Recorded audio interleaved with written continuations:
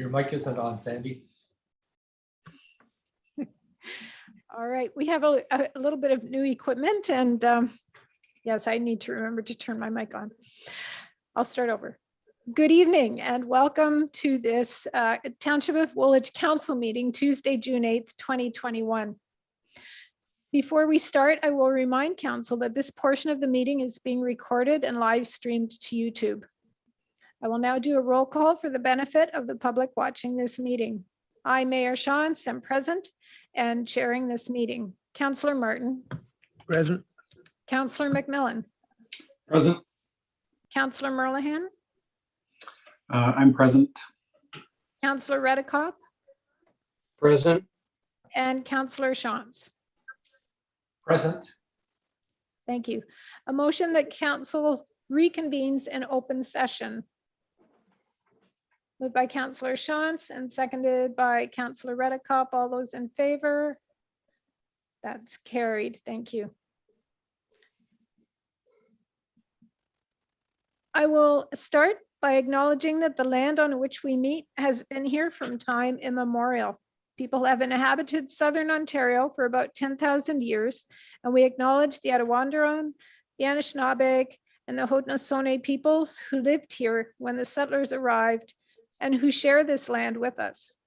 May we together learn to care for and respect each other, our flora and fauna, and the land we inhabit together.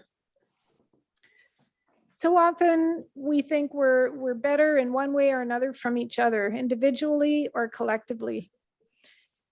We search out ways to ensure our superiority over one another in so many ways. And the reality is we all live in a slightly different place to the person next to us in some way.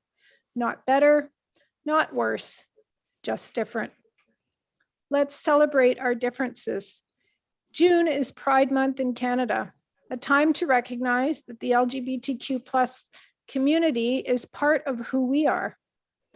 Every person wants and needs to be valued equally. And the LGBTQ+ community has traveled a difficult road as they work towards acceptance. This month, the Township is flying the Pride flag in recognition and support of our LGBTQ+ family, friends, and neighbors. And the other thing I wanted to acknowledge is the horrible hate crime that we've heard about that happened in London, where several members of one family were run down because of their ethnicity and their religious beliefs. In a time where we are mourning the loss of Indigenous children and women and girls, let's acknowledge, confront, and address the discrimination and yes, the hate that we direct at each other, whether because of religion, ethnicity, sexual orientation, or even occupation. We are all the same. Let's begin with a moment of silence.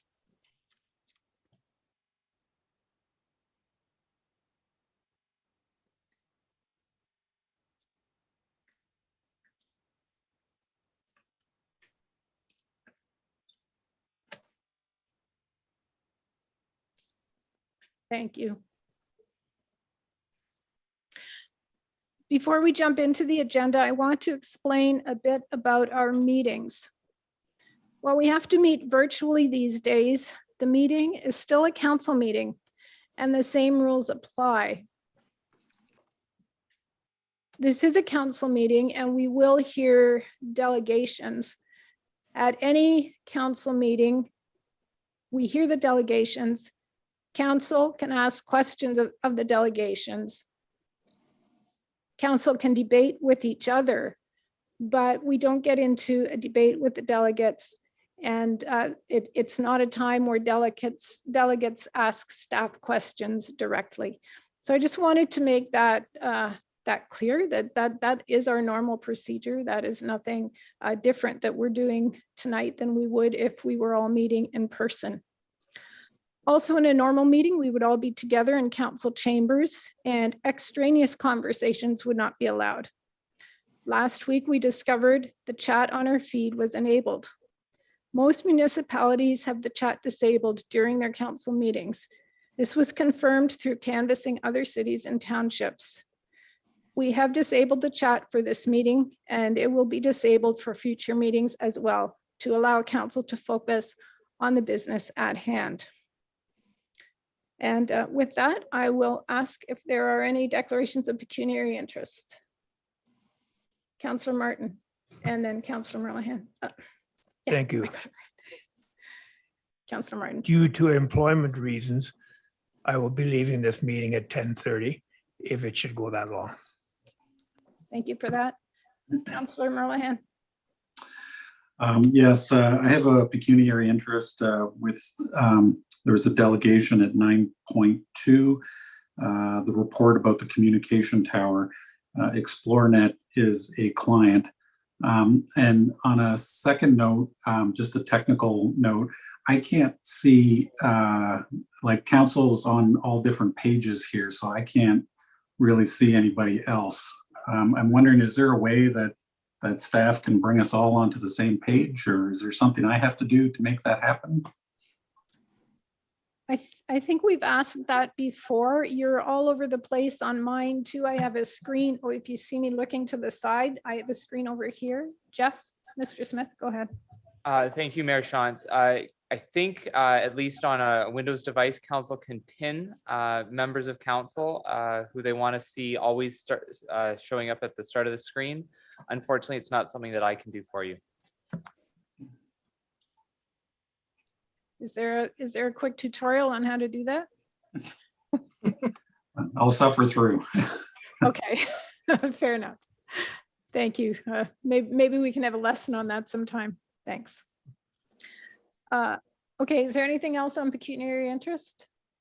No, seeing none. We do have an item to come forward from closed, and I'm going to ask Clerk Hummel to read it, please.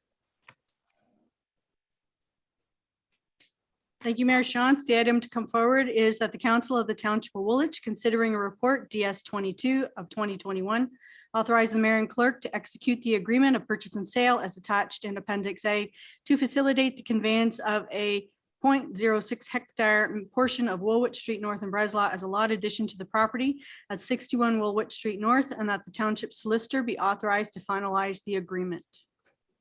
Okay, we need a mover and a seconder for that, please. Councillor Shantz and Martin, all those in favor? And that's carried. Thank you. We have minutes from May 11th, and that's Council of May 11th and Committee of the Whole from June 1st. Are there any errors or omissions, or would someone like to move them? Councillor Redekop, are you moving them? Yes, yeah, I'll move it. Thank you, Councillor McMillan. All those in favor? That's carried. Thank you. We have no planning public and no presentations, so we'll get right into delegations. As I mentioned before, excuse me, comments on the council meeting live stream have been disabled. We do not have staff to monitor comments, and council will be focused on listening to the meeting. As with an in-person meeting, only comments made at the meeting or submitted in writing to the clerk are included in the public record. We have several delegations about this topic tonight. Before we get started, I would like to remind the delegates of some guidelines. Please leave your video turned off and your microphone muted until you are called on to speak. At the last meeting, council limited comments to 5 minutes at tonight's meeting. And tonight you will hear a sound at 4.5 minutes to remind you that your time is coming near, and another at 5 minutes. Once you're finished, please turn your microphone and camera off again. You may leave after your delegation or stay on the meeting as long as you keep your camera and microphone turned off. And I'll remind you also of our policy. We have lots of delegations. So we hope that you are bringing new information. If you are repeating something that someone else has said, you don't need to repeat it in its entirety. You can just indicate that you concur with what they said. I would also remind everyone that the township's respectful behavior policy outlines our commitment to promoting a safe, respectful, and positive environment for everyone participating. Disrespectful comments, offensive language, aggression, threats, personal attacks, and disturbing the meeting are cause for removal from the meeting. I want to thank everyone who has already participated in this discussion and followed these guidelines. I sincerely thank you for adhering to them at the last meeting and creating a smooth place where we can smoothly talk about the issue at hand. So moving on to the issue, I am going to ask our CAO David Brenneman to give an overview of the memo that staff have prepared, unless council has something that I missed in the introduction. No, seeing nothing, over to you, Mr. Brenneman. Thank you, Mayor Shantz, through you to council. As per our last meeting, the council gave us at staff level specific instructions to come back and be able to properly advise council, delegates, and the community on the planning, building, and fire considerations that everyone should be apprised of and be aware of. So I worked with our manager of planning, Jeremy Vink, also Dave Heichert, our chief building official, and Dennis Aldis, our deputy fire chief. A technical memo was prepared and is part of your agenda. I recognize that not everyone may have read. I'm not referring to council, but because we have a lot of delegations and a lot of people viewing, not everybody may have seen and read the technical memo. Normally we might say, council, you've seen the memo, you're familiar with what's the content, are there any questions? But unless council has any concerns, I wanted to ask each of our manager of planning, our chief building official, and our deputy fire chief to very briefly speak about the key points from the memo. Is that okay, Mayor Shantz? Please go ahead. All right, so we will start. I'll start by introducing Jeremy Vink, again, our manager of planning, and he will be able to speak to the issue of due process that we spoke about so much last time, and the realities around what is required in the way of due process via a planning application. Over to you, Jeremy. Thank you, David, Mayor and Council. So yes, due process, as noted, at this time, we do not appear that the use conforms to zoning and the policies that we have in place. So from a processing standpoint, we would require anyone in the same scenario to undergo planning approvals, the necessary planning approvals, which would mean official plan amendments and zone changes. In this case, it's a very unique opportunity, very unique proposal. It is not something that was really contemplated in our official plan or zoning. So it's a bit of a challenge of where it will fit in, right? So it's not your typical single family household. It's not a group home. It's not a rooming, lodging and boarding house. It's not a farm. So it's not something that was contemplated. So there is opportunities they could look at some temporary use under the official plan and go through what then is called a temporary use zone change. So that is an opportunity for them to go through. As part of that process, there would be pre-application process with agencies to review what reports are required to make a complete application. And then they would start through the public process of applying with the complete application, where we'd share those reports to the public. We'd have a public meeting on the proposal, and then council after that at some point would make a recommendation based on the information in front of them, and staff would provide that recommendation to council. That's basically the process and what we would recommend that they would need to go through to permit this type of use on the property. So, Madam Mayor, if you want, we can have each of the staff present and then go to questions. Yes, please. Okay, next up would be our chief building official, David Heichert. Thanks, David. So kind of the second part to the process, Jeremy spoke to the first part being in compliance with zoning. Then the second part would be any required building permits for any of the structures that meet the criteria in the Building Code Act for needing a building permit. I should also note that for staff to issue permits, zoning needs to be in place. So the use of the building needs to conform with zoning for staff to be able to issue a building permit. Based on the proposal that staff have received, the tiny homes themselves, because there's no plumbing located in the homes and because of the size of the homes, they actually would not require building permits. Some of the other structures would. A multi-purpose kind of central building has been discussed that would house washroom, showering facilities, laundry facilities. So a building like that would require a permit, and as well septic systems and gray water systems for wastewater would require permits. And kind of the critical part to that piece would be there is a threshold where septic systems are regulated by the municipality.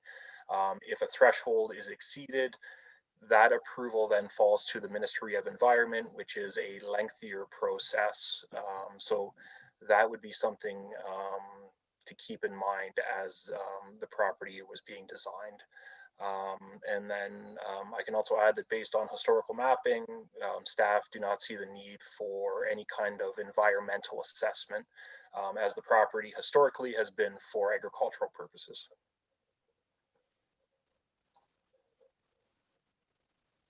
Sorry, thanks very much, Dave.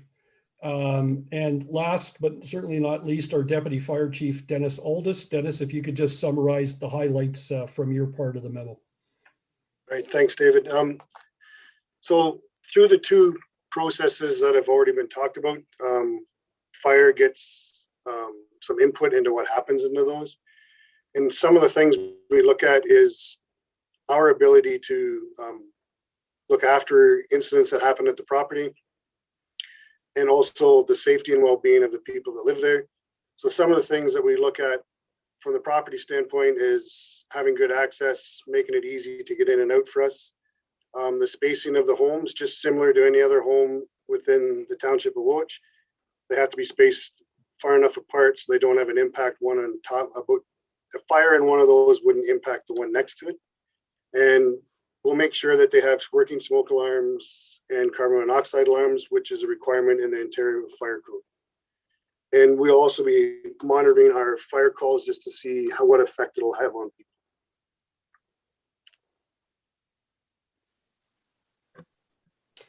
Okay. Thanks, Dennis. Madam Mayor, just before we go into questions, I would just like to briefly summarize by noting that my take on meeting with staff from a planning standpoint, the recommendation is to go through an appropriate planning process, i.e. due process, like I spoke about last week. From a building standpoint, there has been lots of questions. There have been lots of questions regarding what are the controls on site with respect to the number of units and the number of people. The building memo speaks to the fact that, if you go over the number of 50, you cannot go with a local approval. You would have to go through a provincial ministry approval. So that's a key thing that's come up in some of the questions to date about controlling the number of people that are on the site.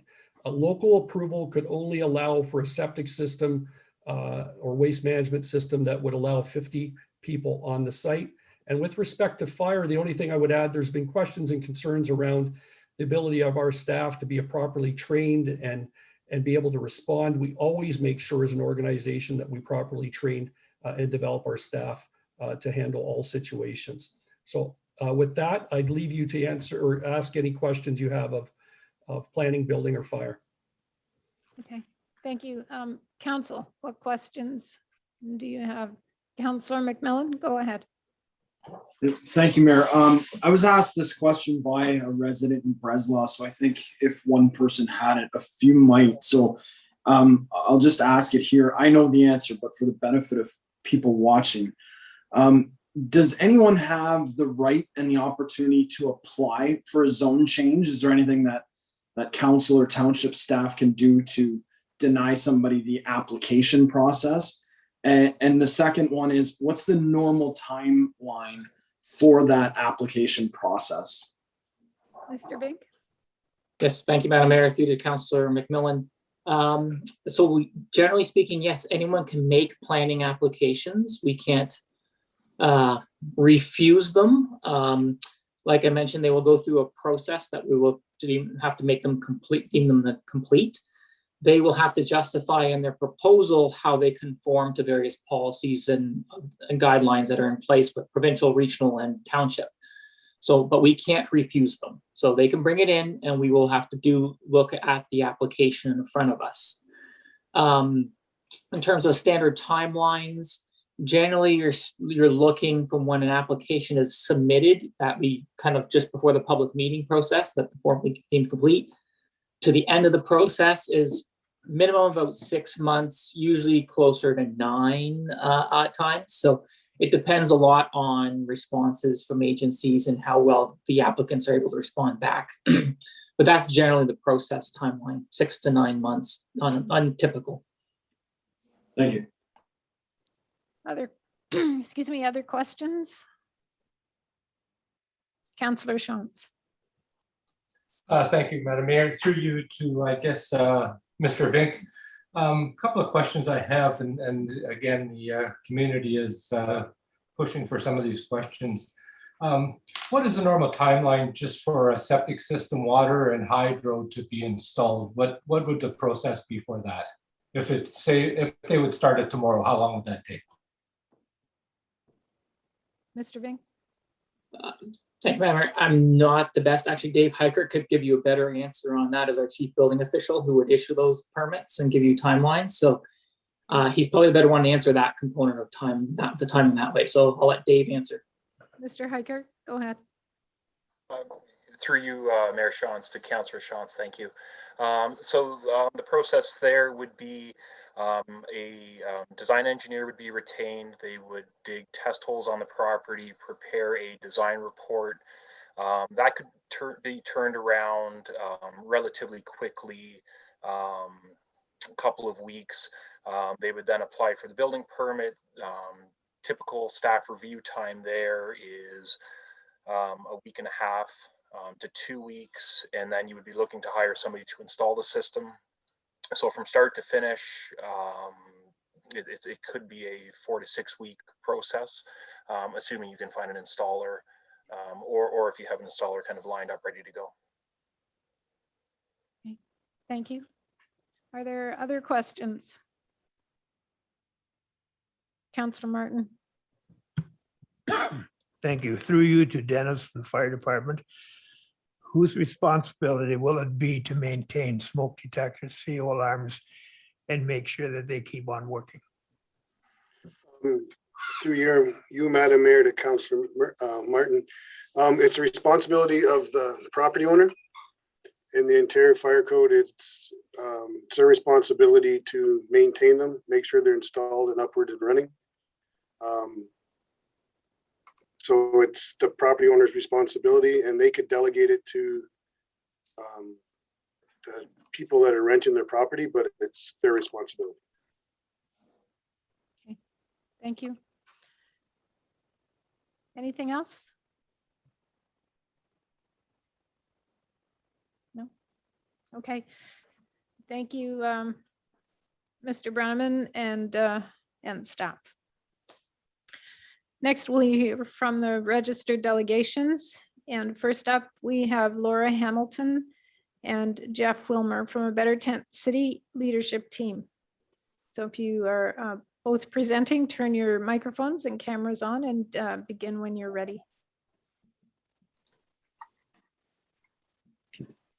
Thank you, Mayor Shantz and councillors, for this opportunity to talk with you about a Better Tent City again this evening. So I'm going to start and tell you about life at a Better Tent City with a bit more detail than I did the last time, because I think it was clear that folks didn't quite understand how it works. And then Jeff is going to follow with information about the logistics and the planning and so on. So I'm a member of the leadership team at A Better Tent City, and I serve on the board of the Social Development Center, a charitable partner and active supporter of A Better Tent City. As I mentioned last week, the SDC has been supporting positive change in Waterloo Region for over 50 years.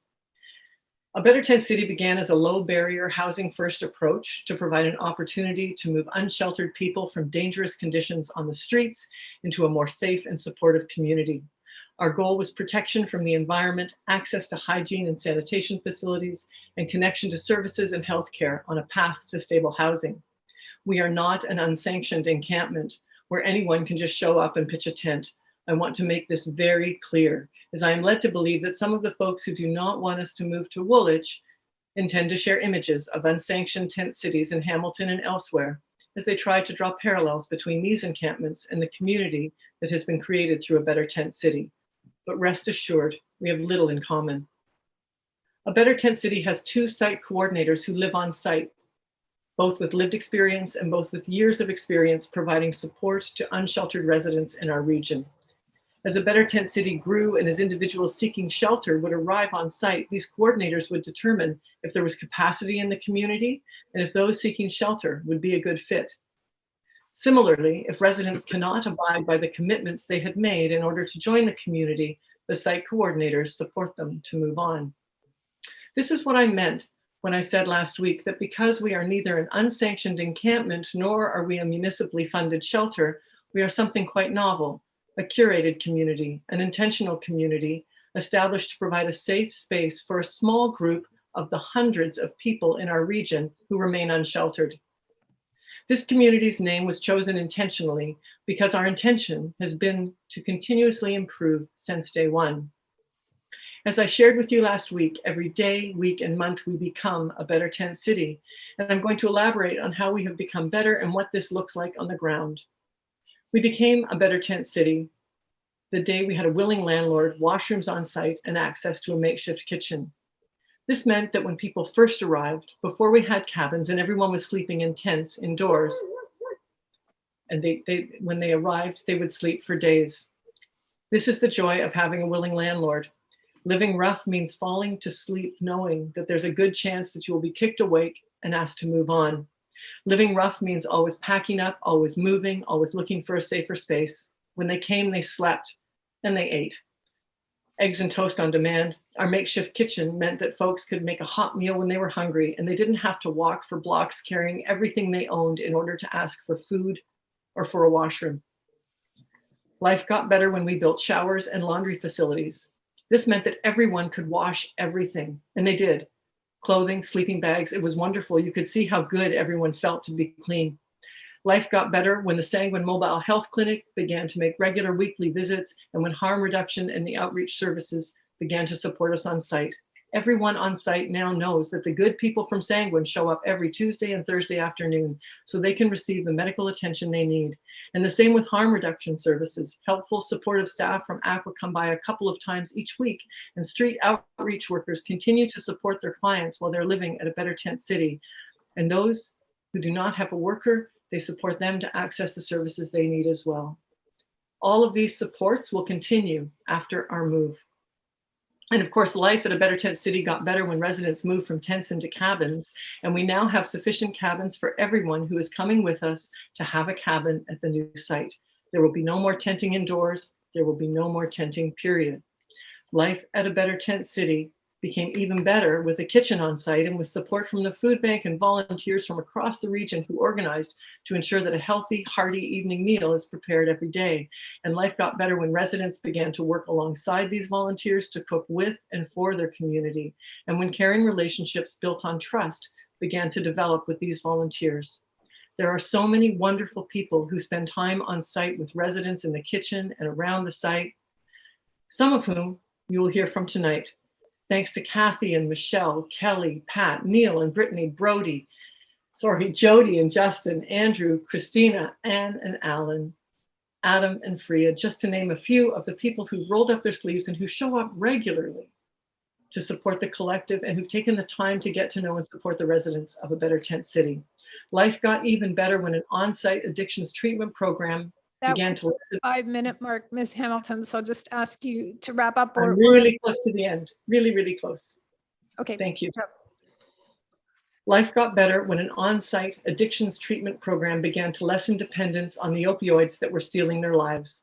Opioids relieve pain and help people to sleep, which I guess is why it's so easy for people who live and sleep rough to get addicted to them.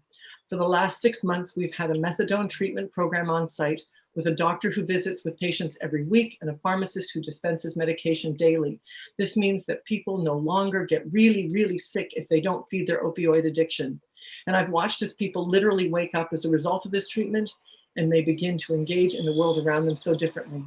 And finally, life got better when we created opportunities for residents to earn money for some of the work that they do to support the community, so they no longer have to do things that they will regret or that will traumatize them to get the funds they need to survive. I know that some of our new neighbors are afraid of the residents of a better tent city, and I can tell you that those who know this community are not afraid of them. Please. I am, however, very afraid of what will happen to the good and extremely vulnerable people who live in a better tent city should they be returned to the streets, or worse yet, put up by the region for thousands of dollars a month in a motel that you nor I would set foot in, where they will surely be preyed upon by those who seek to profit from their vulnerability. Not my problem, some say, but somehow your fears have become their problem. I hope that now you understand. All what we do delegations were are told of 5 minutes. Thank you. Thank you. Are there any questions for the delegate? No, thank you. Mr. Wilmer? Thank you very much, Mayor Johnson. Good evening, Council. Thanks for the opportunity to speak with you tonight. First off, I'd like to say we are not asking for a waiver of due process. If Council determines this evening that an official plan amendment or a zone change or a temporary use zone change is required, we will certainly respect that direction. However, I am asking you to interpret your bylaw. It's your bylaw. It's your privilege to be able to interpret it. So we're asking you to interpret it as already permitting our use. Agriculture is established on the property. We do propose to have the residents involved in agriculture, and we could be interpreted as being similar to a single family residence. We are in your hands on that matter. I want to take time to respond to community concerns, and given the limits on time, we have received the list of 68 questions prepared by members of the community, and we have responded in writing to those which were directed to us. So I won't repeat myself on that count. A number of concerns have come forward on the suitability of the location, and there's a perception by some that we're going to take 40 tiny homes and plunk them in a farm field. Nothing could be further from the truth. Our intent is to establish a main building which would have washrooms, kitchen, dining, showers, laundry. It will be equipped with electricity and water. Healthcare will be delivered on site. Meals are also provided on site.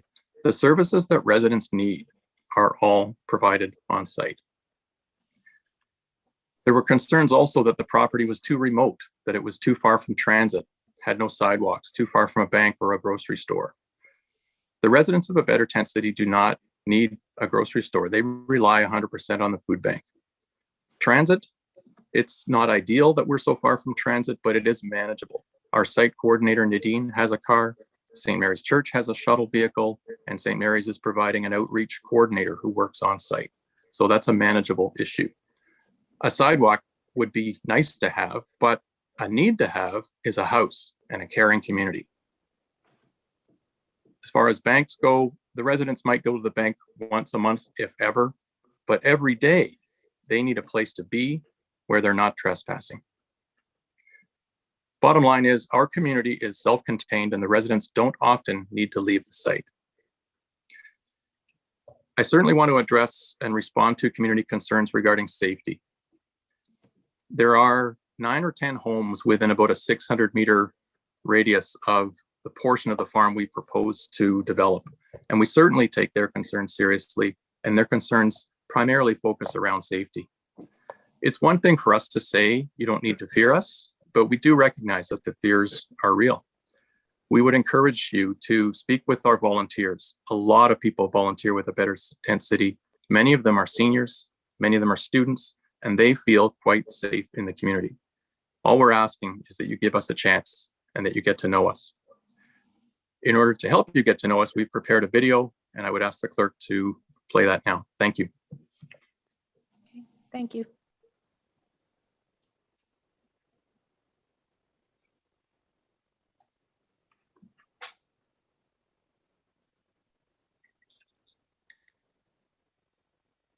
Fettuccine Alfredo. Pizza. I like that I can come in, close my door, and the rest of the world can go away for a little bit. Like I have my own space.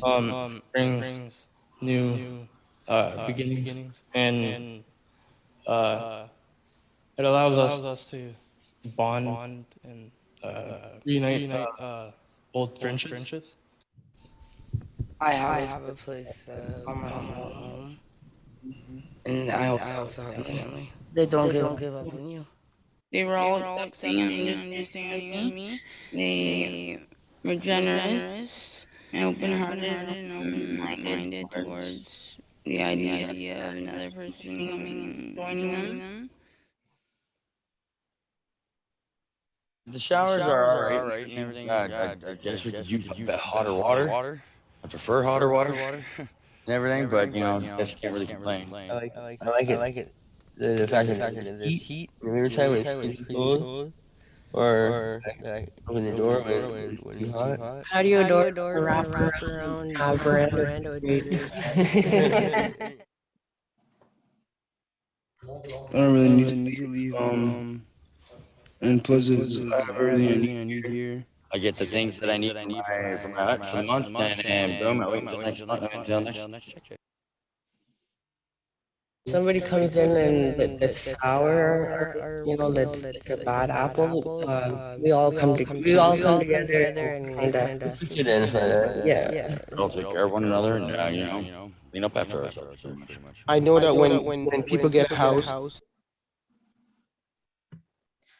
Sorry, we're having some technical difficulties with the video. Our apologies on that. Do you think you can fix that in short order, or should we come back to it?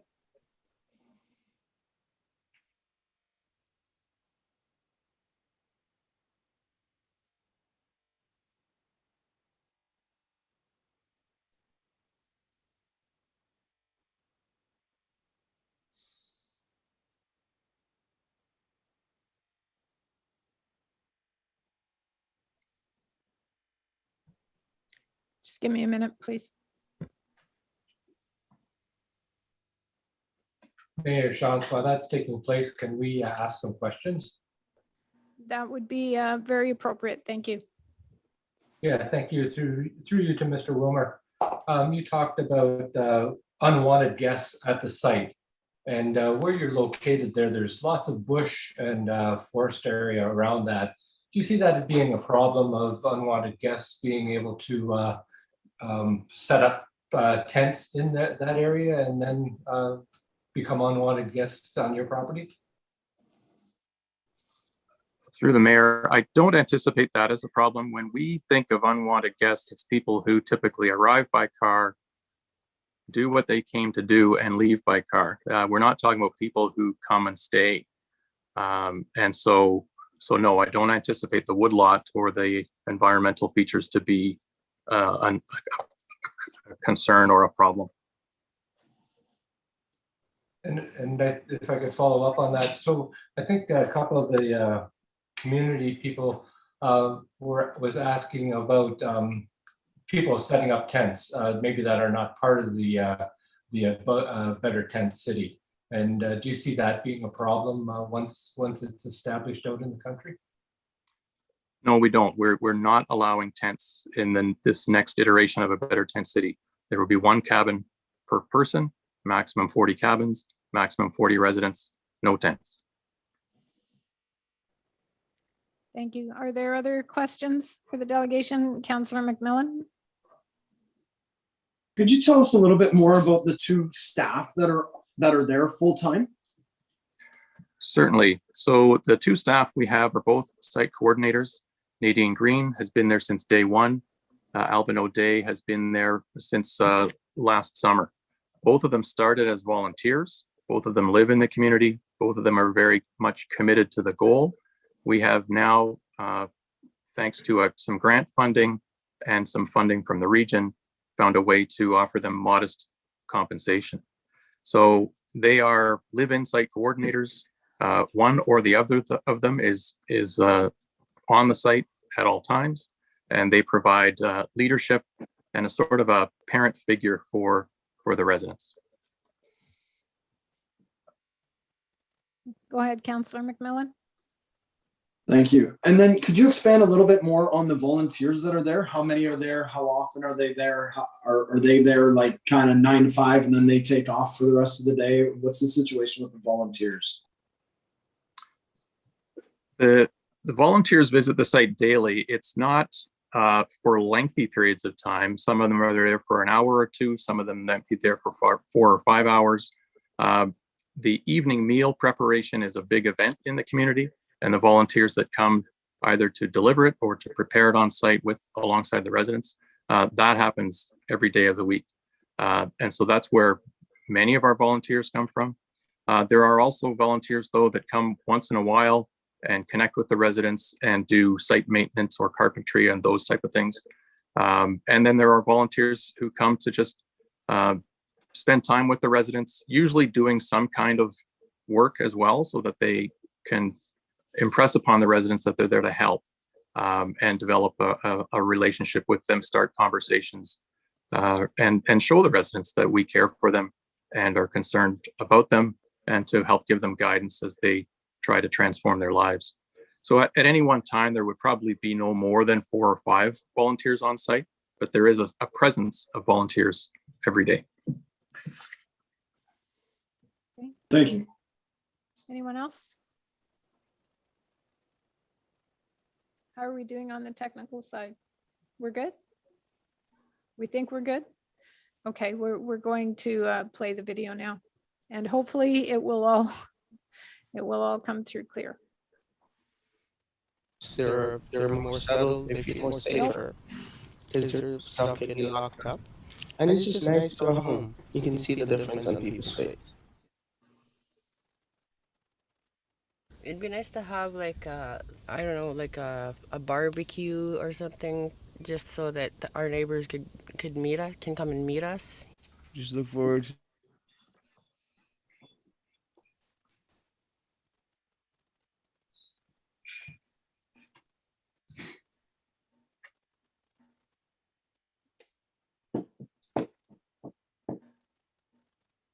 Okay.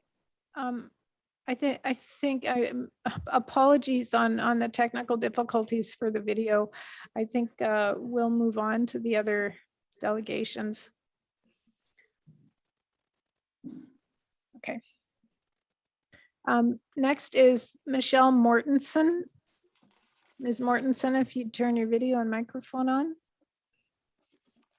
Thank you, Mary Shantz, for this opportunity. For the past 9 months that I've been providing support at A Better Tent City, it has been filled with great conversations, connections, and life-changing moments. The people who live there have become an extension of my family. They're helpful, courteous, grateful, and loving. They look out for each other and are always ensuring to correct each other when someone is getting out of hand. Much like our own families, there's conflict and arguments. Some of these individuals have not had the privilege of coming from a loving family. They don't always react appropriately when angered, but with little nudges and conversation, they course correct and see the value in the little lessons. The love I have for each one of these residents is deep, and I would give anything for them to not feel pain or judgment.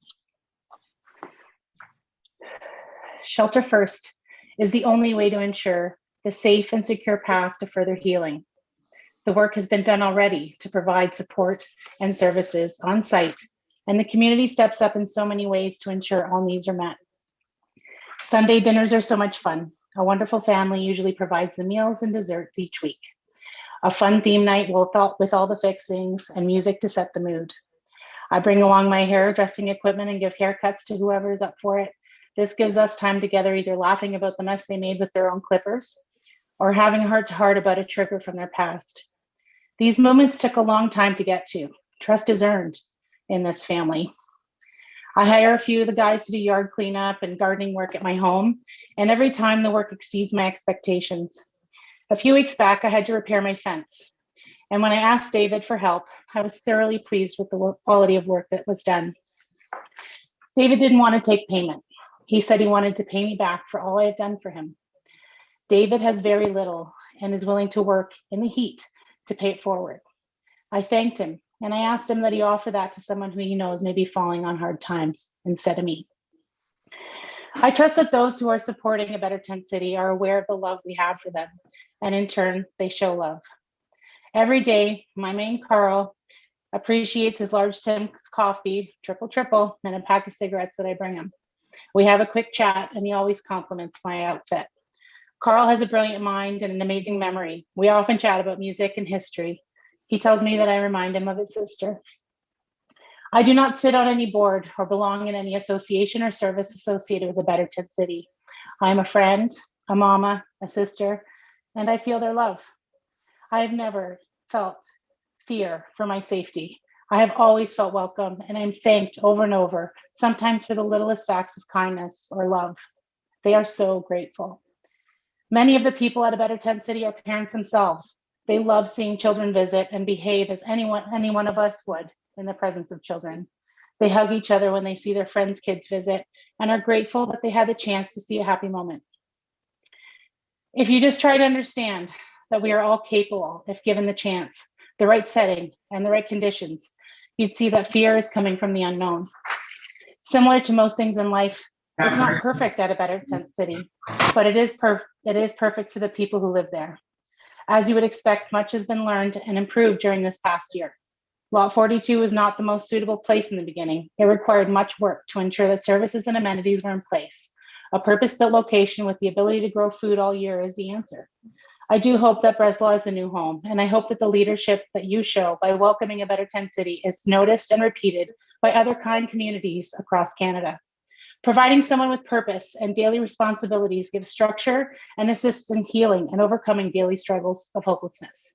I thank you very much for your time. Thank you, Ms. Mortensen. Are there questions? Councillor Redekop? Yes, through you, Mayor, to the delegate, Michelle. How did you get involved in a Better Tent City originally? So it actually just was through Facebook rabbit hole. I saw a post that there was some need somewhere. I had been doing some things on my own for years. When I would find someone on the street, I would, give them a listening ear and a little hand up. And so I wanted to be more hands-on and kind of fell into it, actually. Thank you very much. Anyone else? No. Okay. Thank you very much. Next, we have John Messina. Mr. Messina, if you would turn your video and microphone on and begin when you're ready, please.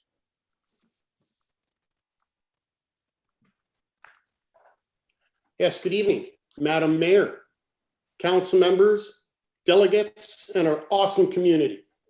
I will not be using a lot of time this turn as to allow all the delegates a chance to speak.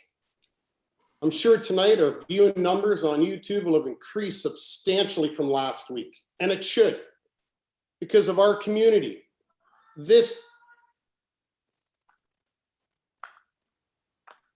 Can you guys hear me?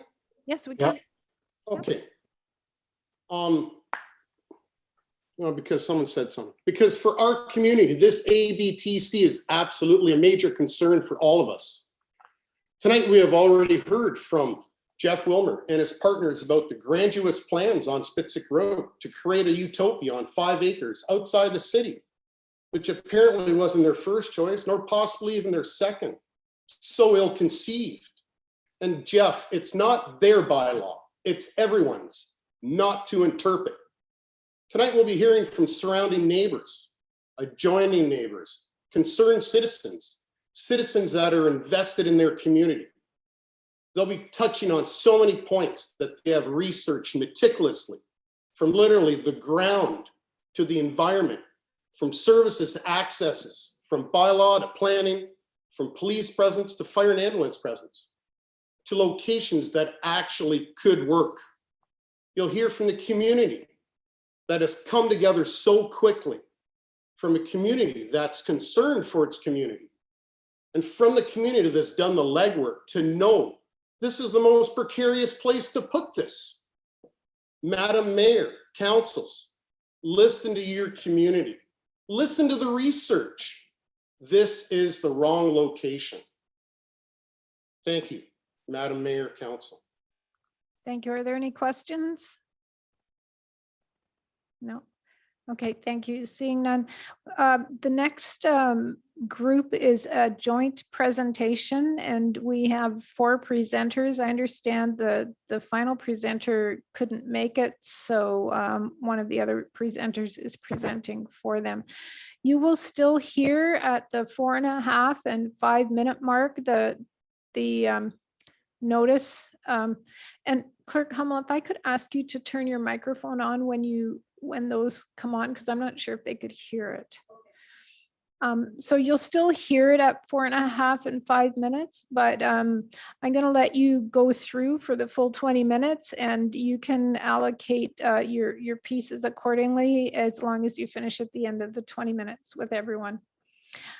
So this is Rochelle Lanting, Veronica Backus, Aaron Concer, and I think Rochelle Lanting is going to present for Brian Blanchard, who couldn't be here at the last minute. Is that correct, ladies? Yes. Okay. Yes, it is. Thank you. Go ahead. Thank you, Honorable Mayor and Councillor, for the opportunity to speak tonight. We would like to suggest an alternative perspective on the idea of relocating a better tent city to Woolwich Township. My name is Rochelle Lanting, and I'm going to start us off. Next slide. Oh, will you show? Okay. So we'll go to the objective. Yeah. In the following 20 minutes, we will present the council with some data to consider regarding the better tent city idea. We demonstrate that moving a better tent city to Breslau is not the compassionate approach for the residents of a better tent city. We want to offer better alternatives. Next slide. Let's begin by taking a step back, look at where we stand now, and put all of this into context. Starting to the right of the timeline. Today is June 8th, Jeff Wilmer's drop dead date before he needs to find an interim location for Better Tent City. June 20th is the proposed move-in date and the closing date of Lot 42. The deadline is looming and we all feel the pressure. But last week, June 1st, was the first time he presented his idea to council, and he has yet to submit a formal application. May 28th was the day that the Breslau community was first made aware of the idea, not from Better Tent City, but from the neighbors. Now let's go to the far left of the timeline. Jeff Wilmer and the region of Waterloo had an idea of this deadline since July 6, 2020, the day that Kitchener Council voted for a zoning exemption on Lot 42 for up to a year. The lease of Lot 42 was never approved for more than a year. The need to relocate has been there since the beginning, and they say they have been looking, but have not given any concrete evidence of a search. Something isn't right here. A Better Tent City should not be in a position of emergency looking for a new location. What has been happening? Next slide. The true story is given by Jeff Wilmer in an April 26 interview. Wilmer said the region and cities haven't shown a willingness to help find a new location. So please hear me out. This troubling emergency situation for the residents of a Better Tent City was not created by the Woolwich Township and the Breslau residents asking for due process or simply saying, you deserve a better place than we have to offer. No, this emergency was created by the region of Waterloo and the city of Kitchener. They have not shown compassion and a willingness to relocate these residents close to the services they need and the amenities that would make their life better. They had 11 months and have zero results. They have not been willing. This very unsuitable piece of land came up, and desperation has caused this flurry of activity. And now, I'm sorry to say, they are using manipulative guilt tactics to pressure the mayor and council to say yes, or risk being judged as people who lack compassion, when in fact the opposite is true. According to Jeff, there is a long list of unwilling hosts. Next slide. So let's talk about locations. Here is the current location of Lot 42. It's located in an area surrounded by industrial and commercial properties and no residential properties. It has easy access to transportation, retail, food, public services, and job opportunities. When Jeff was originally looking for a place for Better Tent City, he said they were looking for a property ideally located closer to the downtown at a walking distance to the supports that homeless and unsheltered people need. In the past, Jeff has stated precisely what the Breslau community has been saying. The downtown is the best place for Better Tent City. It has the amenities these vulnerable people need. Next slide. Compare this to the Spitzig location. First off, it's beside a high school. The principal submitted a 3-page letter to the council outlining his major concerns with the location. The school would like to support the project, but not the location. Second, is right in the middle of residential properties with direct neighbors on Spitzing and Hopewell Creek Road and large residential developments a 7-minute bike ride away. The proposed driveway location will be directly across from an elderly neighbor's front lawn and 10 meters from his front door. By his own admission, Jeff has said, "We are not an ideal neighbor. We don't want to be right next to somebody's home. It's not good for either party." As recently as April 2021, he stated, "We don't want to be in a residential area. I don't think that would be a good fit." Next slide. A rural location does not offer the amenities these folks need. It reduces them to complete dependence, the exact opposite of Better Tent City's goal to transition them into independent lives and to reintegrate them into society. It limits their access to suitable jobs and limits their autonomy and freedom of choice. They can't even spend their pocket money. We don't have a bank, grocery store, affordable box store, public transit, or safe roadways. But there are additional issues. Changing the zoning on agricultural land goes against the Woolwich official plan. How many requests to sever agricultural land for additional dwellings has the Township Council denied? Finally, the field has been leased by a farming family for decades with the annual rent check for 2021 cashed in March. Only 25% refund has been offered. Meanwhile, Hydro and CTV News have visited and walked over their soybean crop. There are so many concerns with this location, and this is only the beginning. Thank you for the opportunity to speak. My colleague Veronica Bacchus will now be speaking on budget considerations. Next slide for Veronica, and the next slide again. Thank you, Madam Mayor and members of council, for allowing me the opportunity to speak tonight. My name is Veronica Bacchus, and I'll be speaking on budget considerations should ABTC move to Breslau. Next slide. Let's start with a tentative budget for ABTC based on estimated infrastructure, maintenance, and equipment costs. These costs are conservative estimates based on work done in the neighborhood in 2020 and don't take into account the inflation that's occurred in the past 6 months. ABTC needs to clear land and build, at minimum, a gravel driveway. Establishing electricity from the road to the back of the field will require several hydro poles and could easily reach $75,000. A well, or perhaps even several wells, will be required to provide adequate water supply. They may also need holding tanks. Estimates range between $8,000 to $20,000 per well and $10,000 per cistern. Septic system pricing could easily reach $150,000 plus for engineering, design, and completion. They also need a building with multiple bathrooms, shower facilities, a large kitchen, and laundry, not to mention multiple concrete pads for the tiny homes, as the proposed site is very muddy in the spring. $300,000 is a very conservative estimate. The cost of concrete alone could run into the $100,000 range, and everybody knows how much lumber you get for $1,000 these days. We're already well over $500,000 in infrastructure cost, which I'm referring to as sunk costs, because at the end of 3 years, only a very small percentage could be recouped. For example, the building would be purpose-built and of little use on a family farm. It's a lot to spend on permanent infrastructure for what we are told is a temporary site. It's interesting that at the previous site, the Kitchener Council approved only $5,000 for sunk cost. This money was earmarked for an engineer to inspect the site and ensure it met safety requirements. At Lot 42 and at many other potential sites in Kitchener, none of these infrastructure costs were or would be necessary. I would respectfully suggest to ABTC and the Hamilton Diocese that spending well over $500,000 on an investment that will just go down the drain in 3 years when this expense would not be necessary at other sites is not being a good steward of hard-earned donated money. But the costs don't stop there. Father Collins mentioned that 2 acres of land for buildings and 8 acres for farming. This size of market garden or farm would require at least a small tractor with a number of implements. Will they also need to install a diesel tank? Who will run the equipment? Will they get safety training? What about WMIS training? There are so many other questions we could ask. Next slide.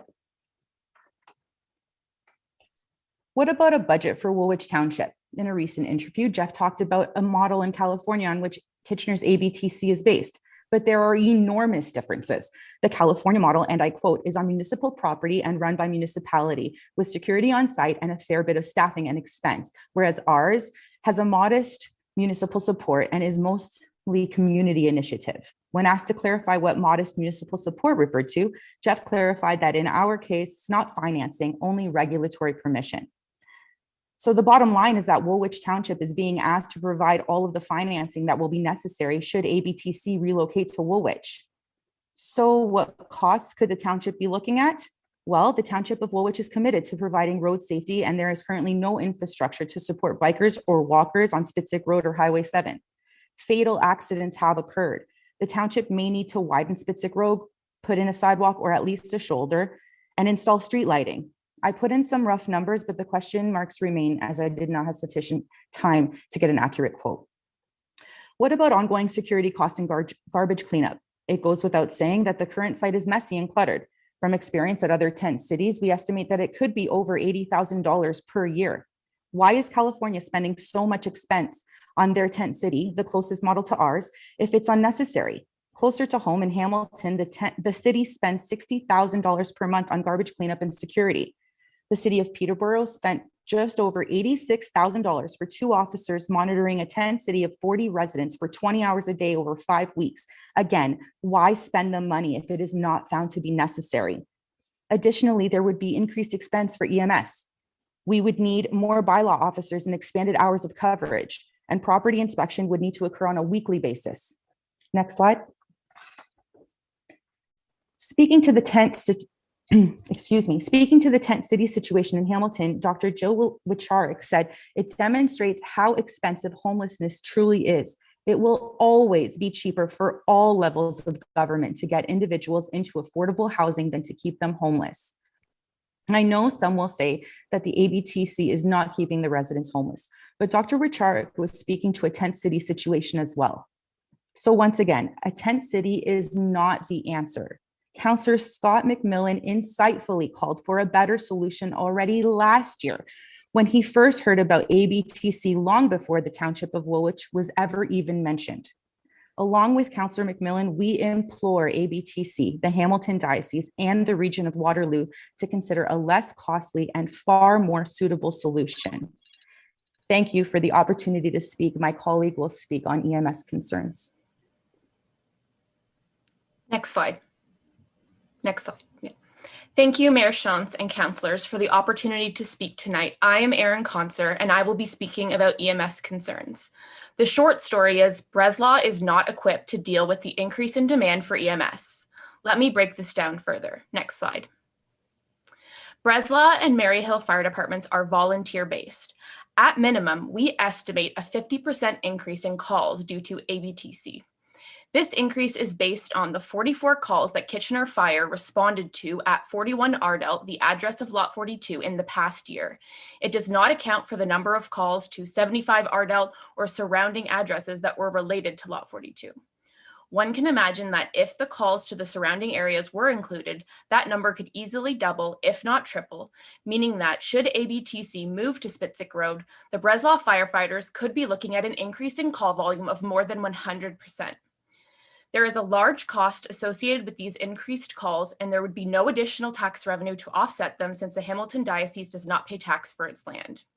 More importantly, there is a legitimate concern regarding volunteer retention at the fire department. A recent article in the Record notes that there are 12 to 24 overdoses each week at the region's 6 shelters, and staff are feeling overwhelmed and chronically stressed due to the high level of need related to substance use. Speaking to this issue, Councillor Elizabeth Clark said, "One of the things I've heard from staff is that we underestimate how traumatic it is to witness overdoses. We tend to think, oh, well, it was successfully reversed, nothing happened, so it's fine. But when we have staff that are witnessing these every day, every second day, it's taking a huge toll on their mental health." Next slide. Let's talk about police. Some of you may recognize that the police station pictured above is in Elmira. That's because Breslau and Maryhill do not have their own police division. Spitzig Road is covered by the Elmira division, where only 4 officers are on at once. They could be anywhere in Elmira, St. Jacobs, Wallenstein, Floridale. Their response time to come to Spitzig Road could be at least 20 minutes, even with lights and sirens. When occupied at Spitzig Road, their ability to respond to other emergencies is significantly reduced. Breslau is covered by 1 officer from the Waterloo Regional Police Service who also covers Chicopee. There is no active patrol by police, and it can be difficult to get an emergency police response to Breslau when requested. In a written submission to council, one writer states that she has called several times to report intoxicated people or stunt drivers around the quarry. For example, on Sunday, May 23rd, the police were called twice, 45 minutes apart, to report an inebriated youth who could hardly walk, trying to drive in Riverland. Police indicated during both calls that they were not in the area and would not be coming. They recommended calling back if we could not stop the situation from escalating on our own. We were also advised not to put ourselves in harm's way by dealing with the situation. Basically, we were told to hope for the best. The police never did come, citing staffing constraints. This is just one of many examples over the years where police were called, but were not able to respond to an emergency in our remote area. Next slide. With respect to safety and security, the residents of Breslau deserve to know if it is accurate that Nadine Green has been attending court hearings and agreeing to take offenders to Lot 42 so that they meet the requirements of having supervision and an address. If so, can ABTC please confirm if the Spitzig address would also be used as an interim location for offenders? Next slide. What about paramedic services? We have 1 EMS bay in Breslau, and it is almost always empty, meaning that we hardly ever have paramedics in the area ready for a call. So it's not surprising to see data from the region of Waterloo showing a 3-minute difference in response time between urban and suburban regions, and a 4.5-minute difference between urban and rural locations. In the case of an overdose, 4.5 minutes can be the difference between life and death or permanent brain injury. The proposal states that residents suffer from drug addiction, so the increased response times are very concerning. Next slide. In summary, the EMS services available in Breslau are not safe, adequate, or acceptable for the residents of ABTC who are frequent users of EMS services. We respectfully suggest that placing them in an area without the services they need is not the compassionate choice. We can do better. Thank you for the opportunity to speak tonight. Now back to Rochelle to conclude our presentation. Thank you very much. I sincerely thank you for the opportunity to speak on Brian Blanchard's behalf as he had a death in his family.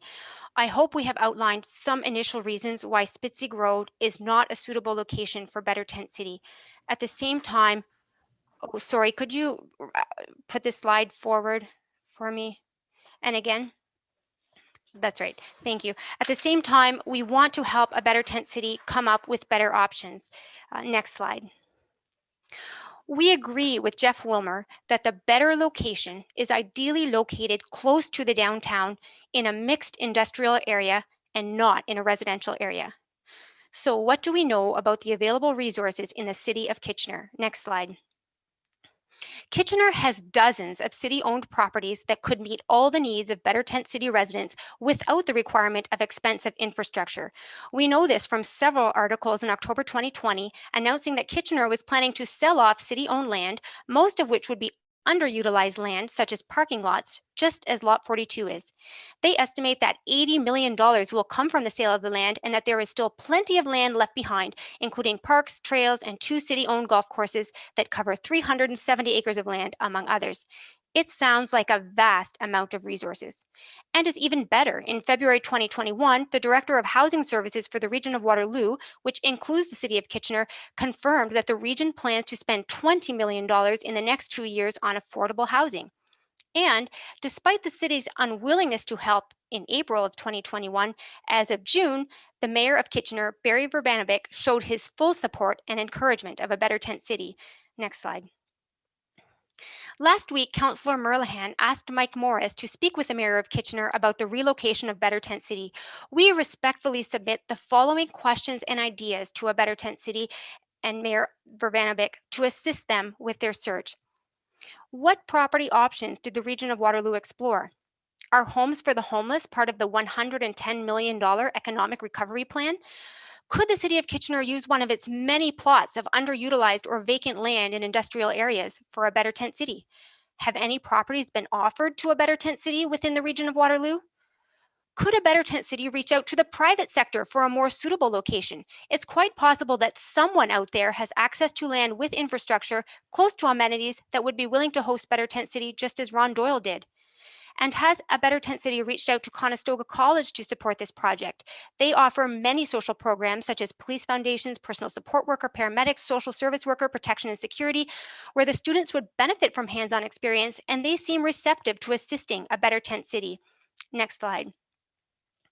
In summary, the current crisis is not one that our compassionate Mayor Shantz, our compassionate councillors, or the compassionate people of Woolwich should feel guilty or responsible for. There's better options for these residents, and we are trying to help you get them.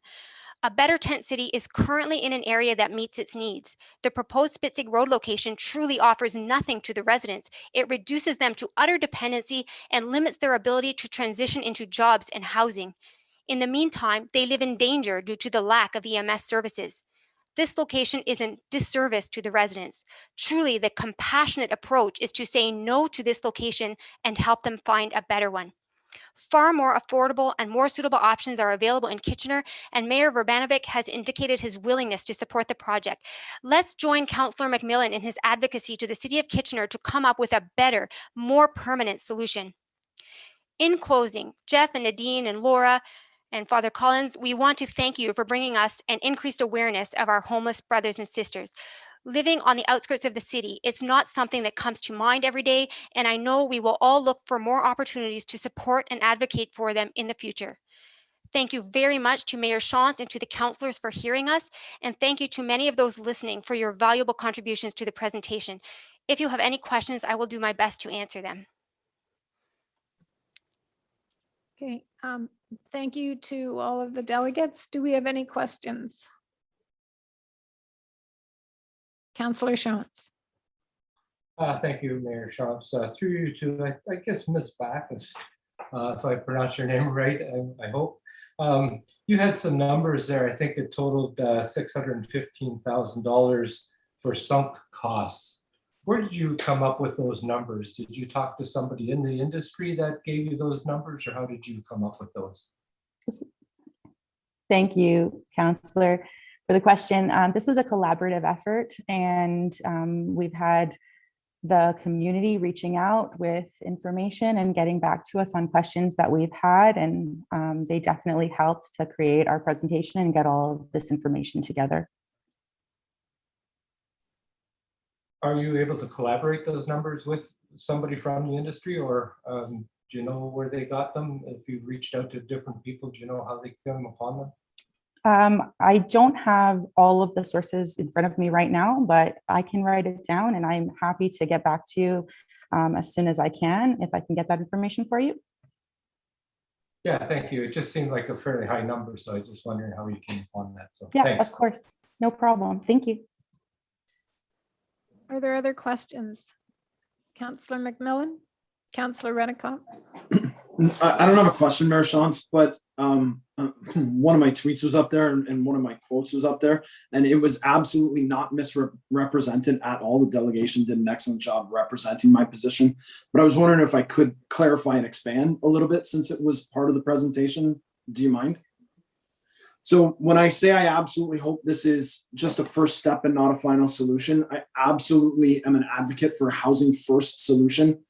Something beyond this likely requires and almost certainly requires funding from the federal and provincial government. So putting people in actual permanent housing first is my position. That's what I would like. If people are in support of that, I absolutely advocate that you vote accordingly in provincial and federal governments or elections, sorry. In the meantime, I'm in favor of harm reduction. Until we get a better solution, I'm in favor of harm reduction. So I appreciate you representing my position appropriately and appreciate the opportunity to expand that. Thank you, Councillor Redicott. Yeah, through you, Madam Mayor, to Rochelle. In your presentation about possible sites in Kitchener, I think I heard you say that you want that a better tent city would never be an appropriate place in a residential area. Is that true? Is that what you said? I was quoting from Jeff Wilmer, and that was a quote we took from one of the newspaper articles, that he felt that a better tent city should not be close to a residential area. Can I have a follow-up? Yes, go ahead. Yeah, so by quoting him, I assume that your group is agreeing with him. Yes. Yeah. So so the people of the better tent city and other people who are unsheltered or sheltered would never be part of a community. We would always put them in the back lot or somewhere where they can't be seen. I mean, that could be seen as a better tent city in Woolwich Township too, that we sort of put them away so that they're not near anybody.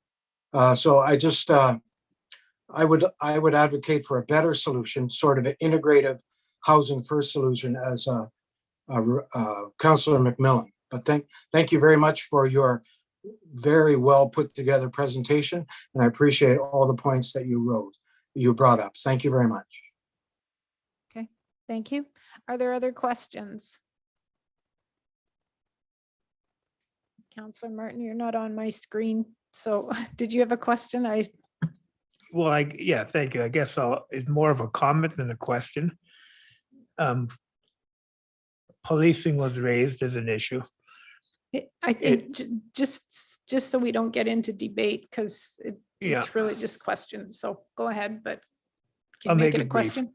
It's my understanding that if there's an emergency anywhere in the region or particular Breslau or whatever, they will dispatch the closest car. And it may not be out of Elmira, it may be out of Kitchener, it may be out of Cambridge. When it comes to EMS, I know in St. Jacobs, if the ambulance is not there, a supervisor is generally there and he'll respond until an ambulance comes. Okay, thanks. I made a note here about questions that were posed. So I'll ask this, I think to maybe Rochelle. Were you asking about the questions that have been posed this past week?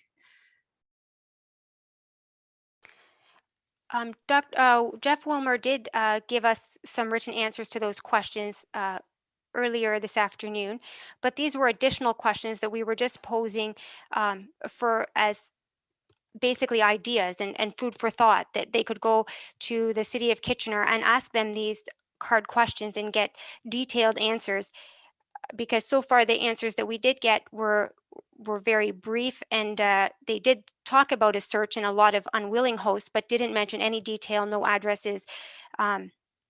So they were just kind of food for thought. Okay, thank you. So you were asking more about what other sites have been considered? Yes. Okay. Okay, thank you. We there has been a lot of discussion around the region in the last number of weeks about potential sites, and I think perhaps Mr. Brennerman will be available to speak to that, but I think we'll do that at the end of all the presentations. Are there any other questions? Okay, seeing none, we'll move on to the next one. Thank you very much for your presentation. Very well done. Next, we have Melanie Van Alpen. Please go ahead, Melanie. Good evening, everyone. Good evening, Mayor, Council, and staff. So I'm speaking tonight as a resident of Woolwich, and I am in support of a better tent city, the project, and move to the proposed location. I have prepared just a few statements to explain why I support the move. The work being done by the organizers and the leaders of A Better Tent City is quite amazing. They have provided those unsheltered with a place to call home that is safe and supportive for their everyday needs. They have created a family and a community for the residents and provide an opportunity for them to turn their current circumstances around to help build the necessary skills needed for success. The work of A Better Tent City also builds strong relationships and partnerships with those in the community, providing an opportunity for many to get involved and support their residents. It has been incredible to see many come together for this cause, especially the students and the young people. Many have built tiny homes, volunteered, or donated so that A Better Tent City and its vision can thrive. It is heartbreaking to know that the residents have been given eviction notices and need a new site as quickly as possible. Personally speaking and from experience, my daughter learned about the project in school and has really become quite passionate about doing whatever she can to offer support. And she, along with my oldest, volunteer weekly at Tiny Home Takeout, not directly with A Better Tent City, but definitely a start to doing what they can. She learned to focus on human dignity and not the circumstances. In fact, she has once come home and asked if there was any way we could find room in our backyard to help with A Better Tent City. I understand, and please don't get me wrong, and I can certainly appreciate the concerns many have with the proposed location, but I personally feel that the group of A Better Tent City have thoughtfully worked to address many of the concerns brought forward.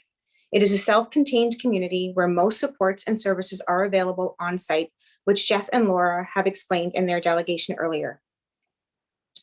I also can appreciate the safety concerns raised by homeowners in the area and the fear they may have. With that said, I do believe the leaders of A Better Tent City will work with everyone to address all concerns and make this a positive and safe experience for everyone. As Father Toby has mentioned in the past, this is a great opportunity for students, families, and the community to get involved with mission work here at home and do some great work to help a marginalized and vulnerable group of individuals. Please know that I fully respect the due process and the role you each have as counselors and the decision you are required to make. I know there are some planning and building permits required as indicated in the report or the memo earlier, but I also read there are options available for consideration to support the plan going forward and to possibly expedite the process or make some exceptions along the way. I hope you can keep an open mind and open heart when looking at this full proposal.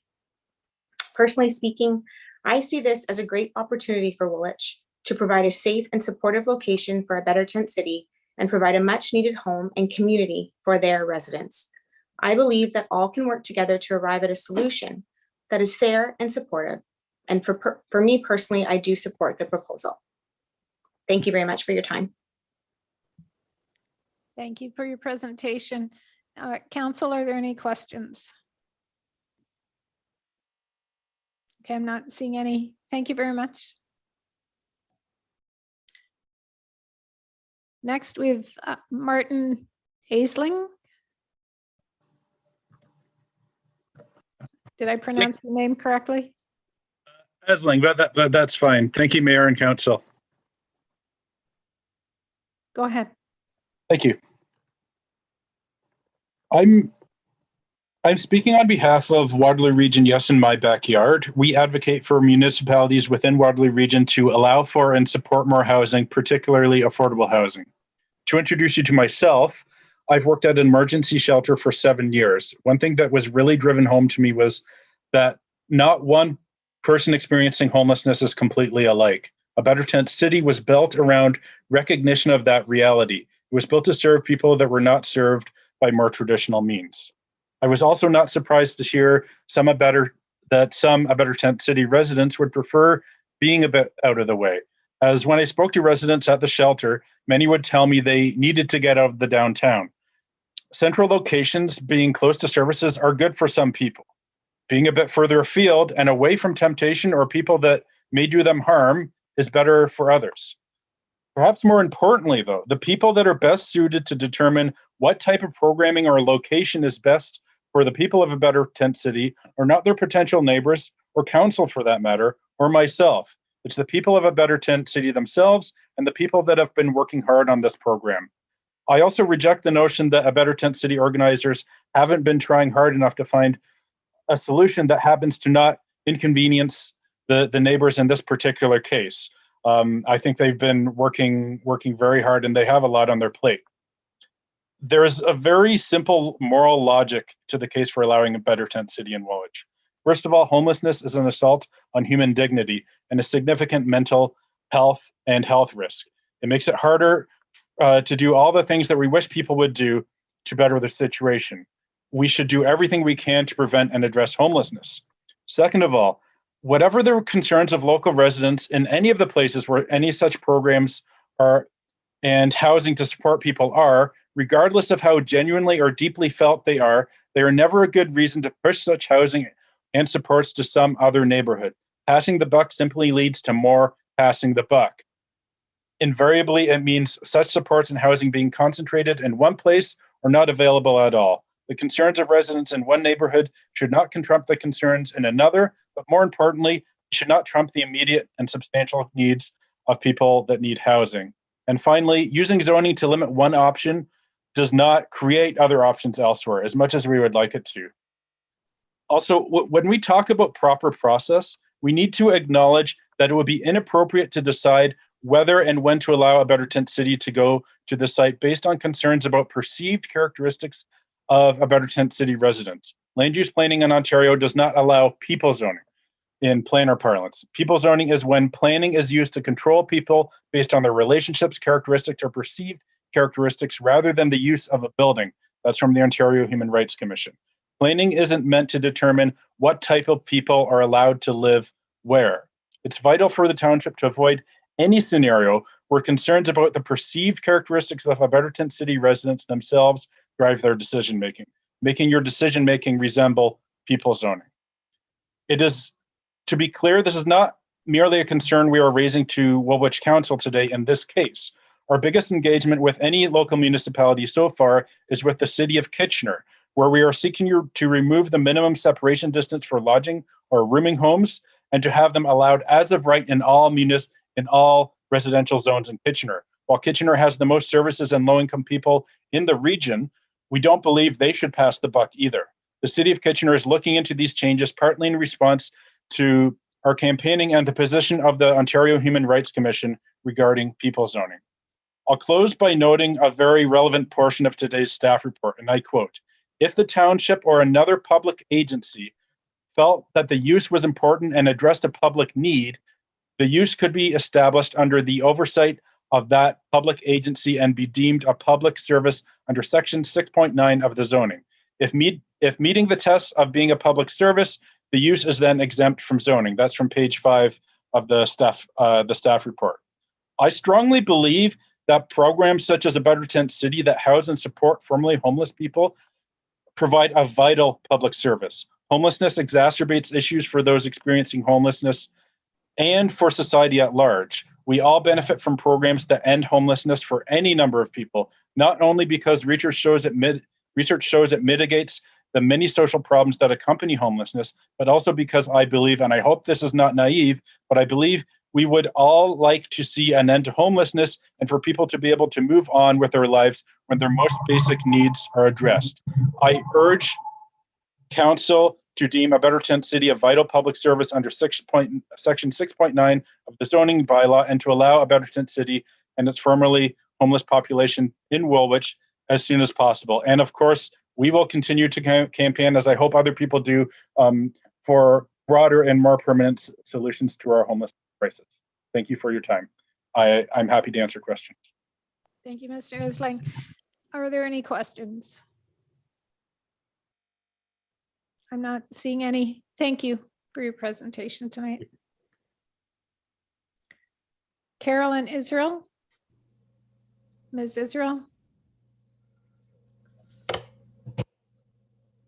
Good evening. Thank you. Good evening, Madam Mayor and council members. Thank you for taking time to hear my comments as I sent them to you last week as an attachment to the agenda, but felt it important to read for all to hear. My name is Carolyn Israel and I live with my husband Howard on Spitzig Road in Breslau. We moved here from Kitchener 21 years ago.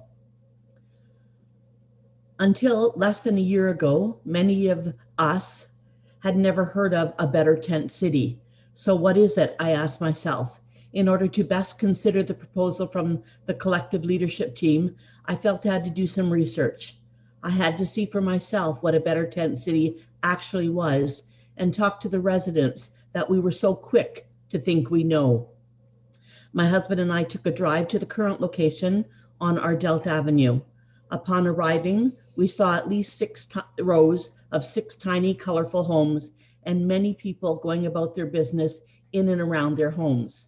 Later, we discovered there were 50 tiny homes. I was fortunate to meet Nadine Green, the site coordinator who lives on site in her own tiny home. When I introduced myself and explained the reason for my visit, she welcomed me to take a tour of the property and introduced me to several residents and their dogs. A few tenants opened their doors for me to see inside their tiny homes. Very proud of it.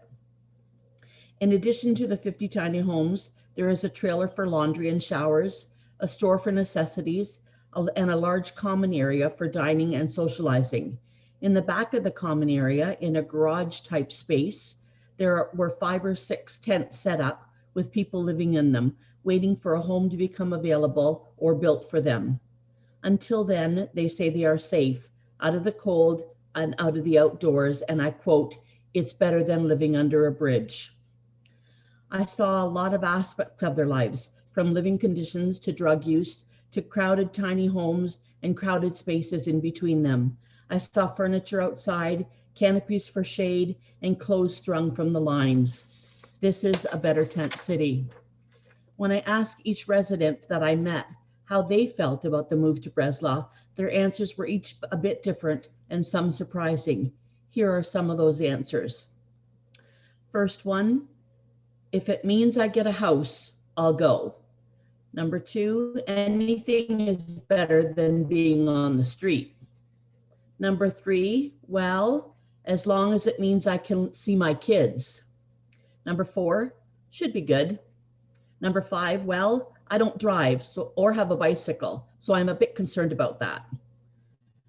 Number 6, I just heard about the move to Breslau today, so I have to think about it. And then number 7, well, we'll make it work. Others just shrugged their shoulders with no comment.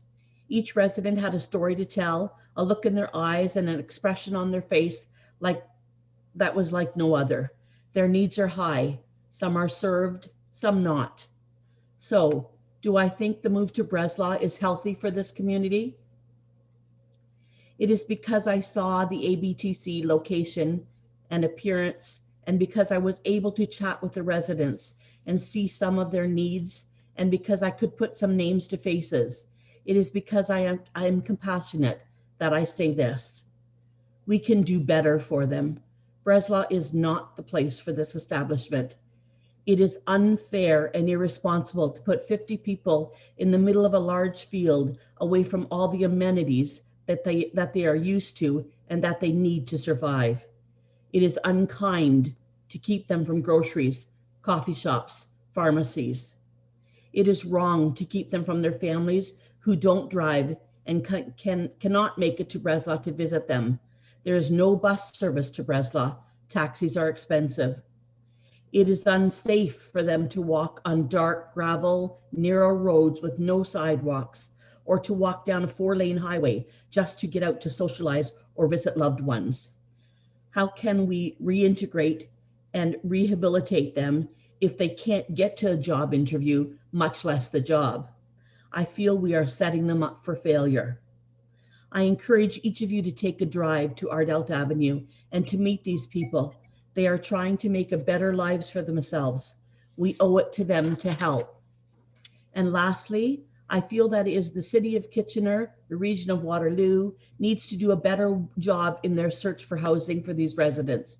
It is time for the mayor and the councillor to be compassionate and sensitive to the Better Tent residents.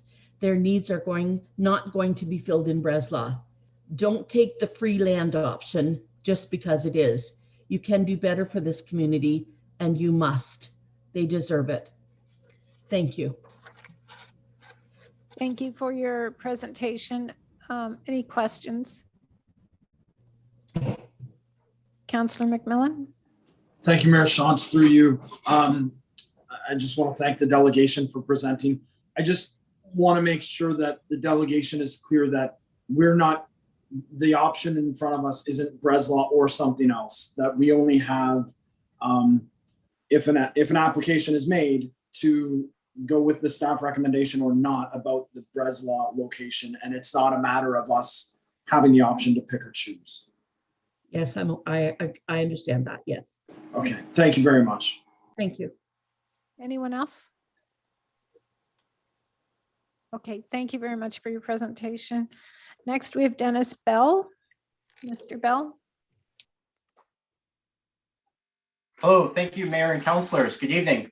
My name is Dennis and I am a concerned resident of Breslau. So I'd just like to start off by concurring with two things. I do concur with the memo from the planners that there does need to be a due process. And I do concur that Kitchener should definitely not be passing the buck on to the Breslau residents. What I do absolutely reject, though, is the submission that the current zoning is appropriate for a better tent city use. The reality of the situation is that garden sheds are being dropped onto a farm field as per the current zoning as agriculture property. Can I get the first slide up, please? And actually, can I go to the next slide, please? Council, we're asking that you require an application to change the zoning. We are asking that the proper approach be followed going forward. We are asking that due process with no shortcuts and proper zoning is taken into consideration. I urge council not to bypass this process. We insist on appropriate analysis and facts from the proponent to allow residents to be informed, to weigh the pros and cons, and have a chance to speak in an informed manner, just like with new roundabout that's going in Floredale and Elmira, that we are brought into this process as the residents. We want accurate and truthful information beyond a general overview. We want reality, not just the scripted version. We need information that is truthful and not misrepresented, a realistic picture with no photoshopping. This week in the Rural Post, I read Father Toby Collins stating that they'd be using 10 acres. I had heard 5 acres. I've heard 30 residents. I've heard 40 residents. I've heard 50. Which one is it? We want ethical, moral approach to be taken for integrity, fairness, and respect to be at the forefront for governing laws and regulations to be upheld, not bent. We are asking council to make good decisions that represent good planning for our community. This idea is not a good plan. It is not a good plan. It is a request for a rash decision based on no plan. I reject any submission that suggests that this trial and error project is the best plan that could be put forward. Next slide, please. This project would have very far-reaching impacts on us and other communities. It would change our town as we know it. It is not something that should be fast-tracked or put through a delayed process, a customary process that is not appropriate, a process that is not a change for zoning. We want change zoning. We want normal due process, a proposal, staff reports, consultation, and a public meeting. A large segment of our community has been left out of the conversation due to technological, social, physical barriers. I have elderly neighbors and neighbors who are afraid to speak up. They are distressed by the situation, but they don't have the technological knowledge or confidence to be on a Zoom meeting. Council, you have not heard their voices. An in-person and inclusive public meeting, COVID permitting, needs to be held. Strong government decisions includes public participation. Next slide, please. Again, I want to reiterate that if council is going to entertain this idea, thorough and comprehensive staff reports and all applicable matters are needed. The experts need to weigh in on this, and this is through rezoning, and spell it out in long and short-term considerations and impacts on everyone involved. The development and review of these reports is a key piece of the process. Without this step, we are essentially trying to make spaghetti without a pot here. Having input on matters shown on the slide would be critical to making informed and educated decisions. Next slide, please. Council, I spent my weekend reading the official plan, and I came across so many sections that do not align with this project or the approach being pushed.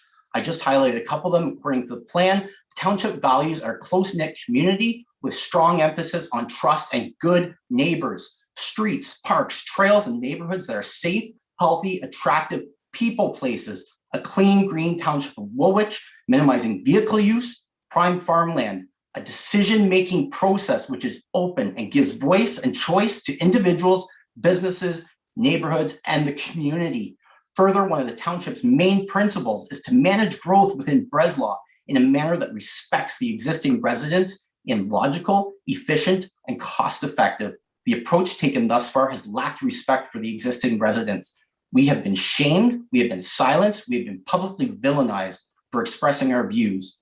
As for logic, efficiency, and cost-effectiveness of managing this growth, in my opinion, this proposal clearly lacks all three. Council, I urge you, proper planning, proper zoning. We have 2,500 signatures on a petition. That speaks volumes. If, despite the resounding cry from the people that this is the wrong location and this moves to the next steps, council has a responsibility to its community to insist on the customary due process, rezoning the zoning application to be followed. They have a responsibility not to concede to the public pressure and to expedite any type of process. We are asking council to act in good faith, to adhere to the official plan in the spirit of which it is written, and to uphold the integrity of the process which was put in place for a good reason. Council, the impacts of this decision are far-reaching and long-term. They cannot be made on loopholes, semantics, or pressure. A wrong decision cannot be undone. So council, please take the proper steps to ensure you make the right one. Thank you very much for your time this evening. Thank you for your delegation. Are there questions? Councillor Shantz. Yeah, thank you through you to Mr. Bell. You made the comment that the community has been silenced. Can you expand on that? How have you been silenced? There's been no opportunity for public meeting, Councillor Shantz. Seeing that a survey came out this week for a roundabout being put into place in, I think it's Floordale and Elmira, that the residents there were respected to have information go out. We have neighbors in this community that are unable to get onto Zoom, that were unaware of this. We found out through CTV News that this was happening a week ago. We just have had very little communication with the township. We're asking for the process so that we can go through public meeting, seek council, ratepayers association. We can go through everything that every other township, municipality, the residents can go through. That's all we're asking for here. Thank you, Councillor. I could just have a follow-up. So I guess I hear what you're saying, but you haven't answered the question yet. I don't think you've been silenced because we've heard a lot about what's going on.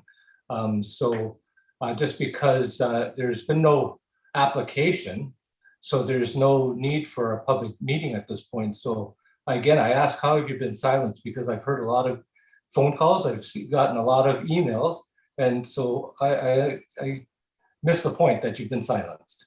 Okay, correct. So yes, there's been a lot of letters. What we're asking for is that the proper application goes in and we have our chance to speak before any kind of decision is made. Mr. Wilmer is asking for this piece of land to be deemed a farm family, or to say that just accept that we can interpret the rules here. What we're asking is that council just reject that submission and listen to the submission that we're making, that an application go through for zoning, and that we have our proper venues to have a discussion in. That's all we're asking. We're asking for proper application, proper zoning. That's it, so that our voices can be heard on that. We're trying not to expedite any kind of process. We're not in agreement with that. Thank you. Yeah, I think we've heard the silence. Thank you.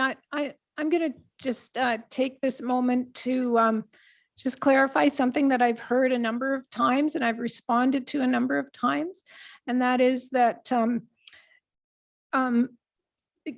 last week was council's first opportunity to hear this proposition. We were informed of it maybe a week or two prior to the meeting, and as soon as we heard about it, we said we need to bring it to the public for discussion. And so I want to make that clear here to everyone who is listening. This is not something that's been out there for a long period of time. As soon as we heard about it, we, at the first opportunity, brought it to a public meeting, to a public council committee meeting. And we are hearing everyone who has wanted to be heard so far. And with that, we'll move on to the next delegation. And thank you, Mr. Bell. Gina Hiller, please.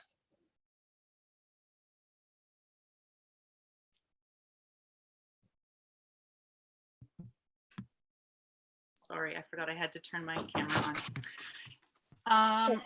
Welcome. I live very the proposed ABTC site. I have 6 children as young as 7 years old, and our property is very close to the road with easy access for walking traffic if there are any walkers. I may have a differing opinion on some counts to my neighbors. I actually think that farm setting may be beneficial to the ABTC residents. I have spoken to the organizers of ABTC 3 times on separate occasions, trying to get a good understanding of what they are hoping to do on Spitzig Road and how ABTC functions now with their vulnerable residents. I'm thankful for their time that they took with me. I believe that a farm could potentially benefit residents by providing space from pressures and dangers, as was previously mentioned, that may inhibit their healing and integration into society.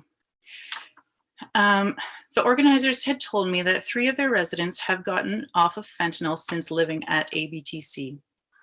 I think the work they are doing at ABTC is valuable and important, and the residents there are also valuable and important. I am torn between the sides of this issue, as I believe that the residents of ABTC need a good and stable home, but is Spitzig the location that will enable them to thrive in a healthy community?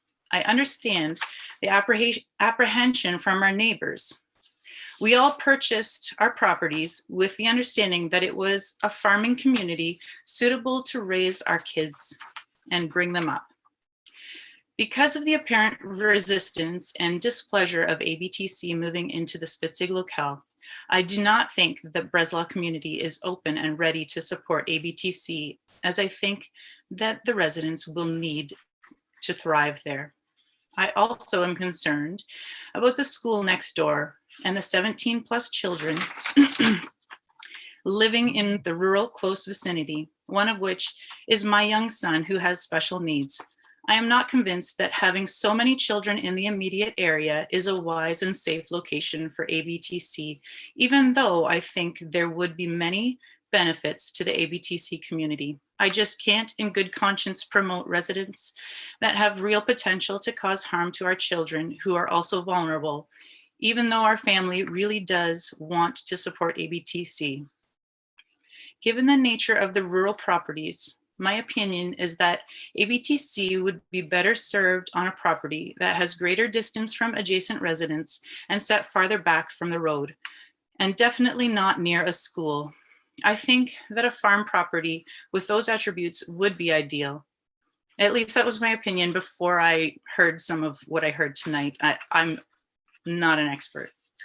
My heart, thoughts, and prayers are for the ABTC residents as they continue their search here or elsewhere. And I just want to stress that our family is really torn.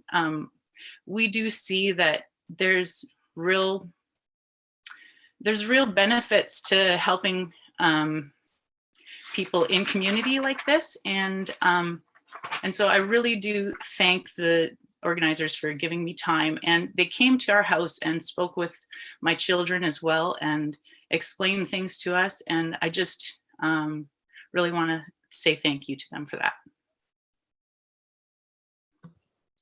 Thank you. Are there any questions for Ms. Hiller? I don't see any. Thank you very much for your delegation. You're welcome. Next is Paul Wizimirski.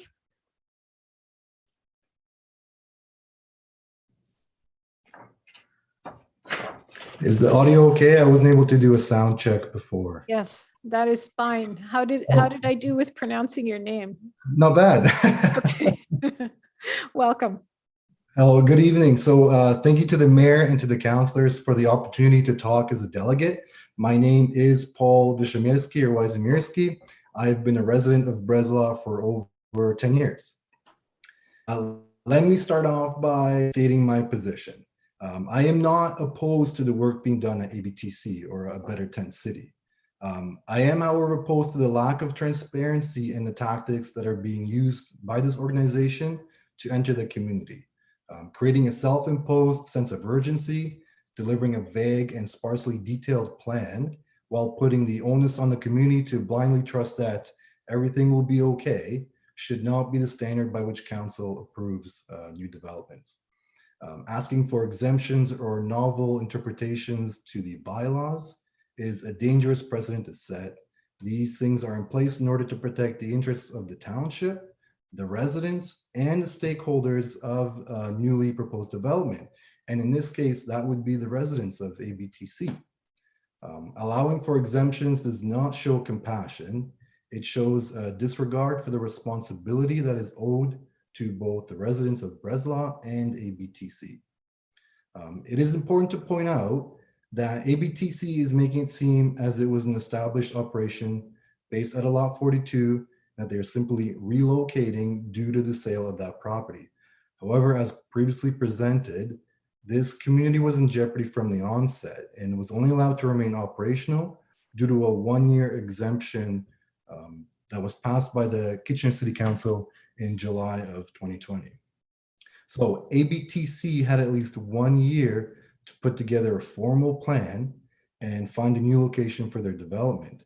Their residents entrusted them with that mandate, and it should not be the responsibility of council and the community to just rush through this process and undermine it just to make up for that lost time. I do have a couple of questions to the representatives of ABTC and then to council. My first question was, since ABTC is not within the framework of Waterloo Region's plan on battling homelessness, what happens if unforeseen circumstances cause a breakdown in the leadership or funding? What is the plan for sustainability? And what is the safety net? The second question was, representatives from ABTC had mentioned that there are residents battling drug addictions. And I'm assuming that ABTC does not supply residents narcotics. From a purely public safety perspective, especially considering how isolated the new proposed location is from transit, does this mean that we will be willingly agreeing to a development which will attract individuals involved in the drug trade? And to the council, if this is the case, what resources will be committed to ensure the safety of the surrounding community? That's all I had to say for this evening. Thank you for your time. Thank you for your presentation. Councilors, any questions?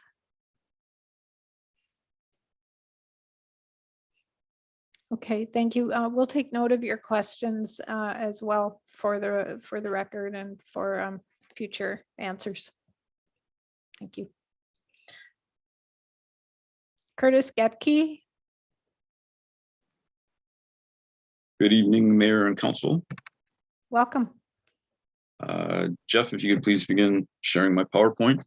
A Better Tent City started in April 2020, so only about 14 months ago, shortly after COVID started, when Jeff Wilmer and the late Ron Doyle pitched a plan to relocate the homeless from downtown Kitchener at the original Tent City site at Weber in Victoria. Here's a picture of the original Tent City, which was only about 300 meters from the Kitchener Consumption and Treatment Services site, what was previously Factories Auto. Next slide, please, Jeff. Here is a CTV news piece about the original Tent City near the Kitchener CTS site that they relocated. It was quite visible from Victoria Street, a bit of an eyesore, and there's a record article about it as well. I know I'm going a little fast here, but if you watch this YouTube video again later and you pause, you'll be able to Google all of this stuff or research it on your own. I'm just trying to provide objective references to prove my points. Next slide, please, Jeff. To run the relocation site, they recruited Nadine Green, who previously ran a homeless shelter at Duke Corner Store, located about 60 meters only from the Kitchener Consumption and Treatment Services site. Nadine's shelter was there for 7 years before she was evicted and her shelter removed from the downtown core at the start of last year only. Next slide, please, Jeff. Mr. Wilmer's priority as Kitchener planner and CAO was to revitalize the downtown core. His success with the Innovation District there is well documented. Here's a great interview with him talking about relocating the food bank and the Bridges shelter in Cambridge away from the downtown core. That was when he was interim city manager there in 2019. So that was less than a year before he started working on relocating Tent City from downtown Kitchener. Next slide, please, Jeff. So Mr. Wilmer facilitated the removal of 2 homeless shelters from his downtown core since the start of last year. Then last week asked council to be compassionate and bend the rules to move them to our suburb. They were removed because they were too dangerous for potential condo buyers, maybe, only to be relocated to a subdivision where they'll need to walk next to an elementary school every time they need a pack of cigarettes. That's the only convenience store in our suburb. That's after they walk past the high school. Both original downtown shelter sites are still vacant and perfectly viable for tiny homes. And as you can see, they're much closer to many amenities that were put there for the homeless. Next slide, please, Jeff. If the Hamilton Diocese wants to help, I feel they could serve the homeless better by offering their large property at the former St. Mary's High School and Church on Duke Street. It's only 200 meters from the CTS site, rather than the currently offered property, which is 9 kilometers away. Several tiny homes are already at this location. The tiny homes Mr. Wilmer showed in his video being painted were actually at this property. I think I accidentally cropped some of them out in these pictures, but you can see the back of some of them there. Next slide, please, Jeff. I propose that if the Township of Woolwich wants to help the homeless, let's contribute towards sanctioning and improving Tent City back at its original location that it was at last year, or one of the other 2 viable locations I've suggested. The old Duke Corner Store, which was there last year, or the church parking lot on Duke Street. They're all within a 5-minute walk of the CTS site and all the other amenities. It would be more cost effective for the township and undeniably better for the homeless. I am a Woolwich Township resident opposed to this project to relocate homeless shelters from the downtown core. Thank you. Thank you for your presentation. Are there any questions? No, I don't see any. Thank you very much, Mr. Getke. Fred Wagner.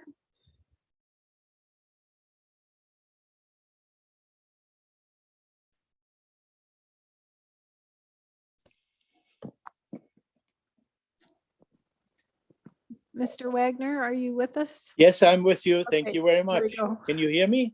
I can hear you. It says you're representing the Federation of Agriculture. That's correct. Okay, go ahead. Yeah, thank you, Madam Mayor Shantz and honorable members of Woolwich Township Council and staff. I'm Fred Wagner, just to repeat here, representing the Waterloo Federation of Agriculture. We are one of the organizations on new distribution list to give opinion on any of your planning issues as it relates to agriculture in the township. We have the connection to all townships in the same way, and also with the region of Waterloo itself. We take great pride in the fact that the region had adopted our wording in the regional official plan when it came to the protection of farmland and other issues. Ladies and gentlemen, we had at Waterloo Federation of Agriculture a board meeting last Thursday, and I was directed by board motion to speak up on this issue. Number one, please do not abandon the normal planning process. We all can be compassionate on a personal level. When it comes to legal matters and council or township issues, adhering to rules and proper process is important. Otherwise, we have bad planning decisions and favoritism, which will be held against you. Secondly, we do not call please do not call this a family farm. and the rules that permit other activities aside farming on this property. Nobody is related here, first of all, and it would be an assault on the good standing of the recognition of a family farming society. We want to retain and strengthen the social licensing that our public and consumers have given us. Number 3, Waterloo Federation of Agriculture, and we all recognize that we as a socially minded society have to help the homeless and less fortunate in our midst. This is an urban issue and should be addressed on a regional level. And aside here, we've been talking about 500 homeless at any time in the region. Believe me, this is not a temporary 3-year thing that we were council was told. In my mind and many others, this thing, if it has a footing in a location, it will grow substantially. Why wouldn't it be 100 huts in a year from now or two, or 200 for that matter, once you have it established? Top communicators have sprung this on you, and I would dare to say that any normal citizens would have been sent away by staff instead of getting this far as we have today. Number 4, we are all aware that the city has dozens of properties in their possession and in their control, which would be 10 times, and I kid you not, 10 times better suited for the relocation of ABTC. Mr. Wilmer and the city officials should be most familiar with these properties instead of engaging in fundraising to pave over farmland in the township, unnecessarily, I might add. Number 5, Waterloo Federation of Agriculture board members are very familiar with this group of needy people. Some of our members have provided meals and social contacts for them repeatedly, also through their church groups. After COVID-19, unfortunately, this has become very difficult. And please, my speaking up against this location should not be seen as an unwillingness to help these homeless folks. Number 6, and this is my final point, Waterloo Federation feels that relocation ABTC to that location is a disservice to them and to the volunteers which are trying to provide a better life for them all. ABTC must be closer to social services or of all kinds within an urban area or a city to give them a better opportunity to straighten out their lives. Council should reject this request as inappropriate. I thank you very much. Thank you for your comments this evening. Are there any questions?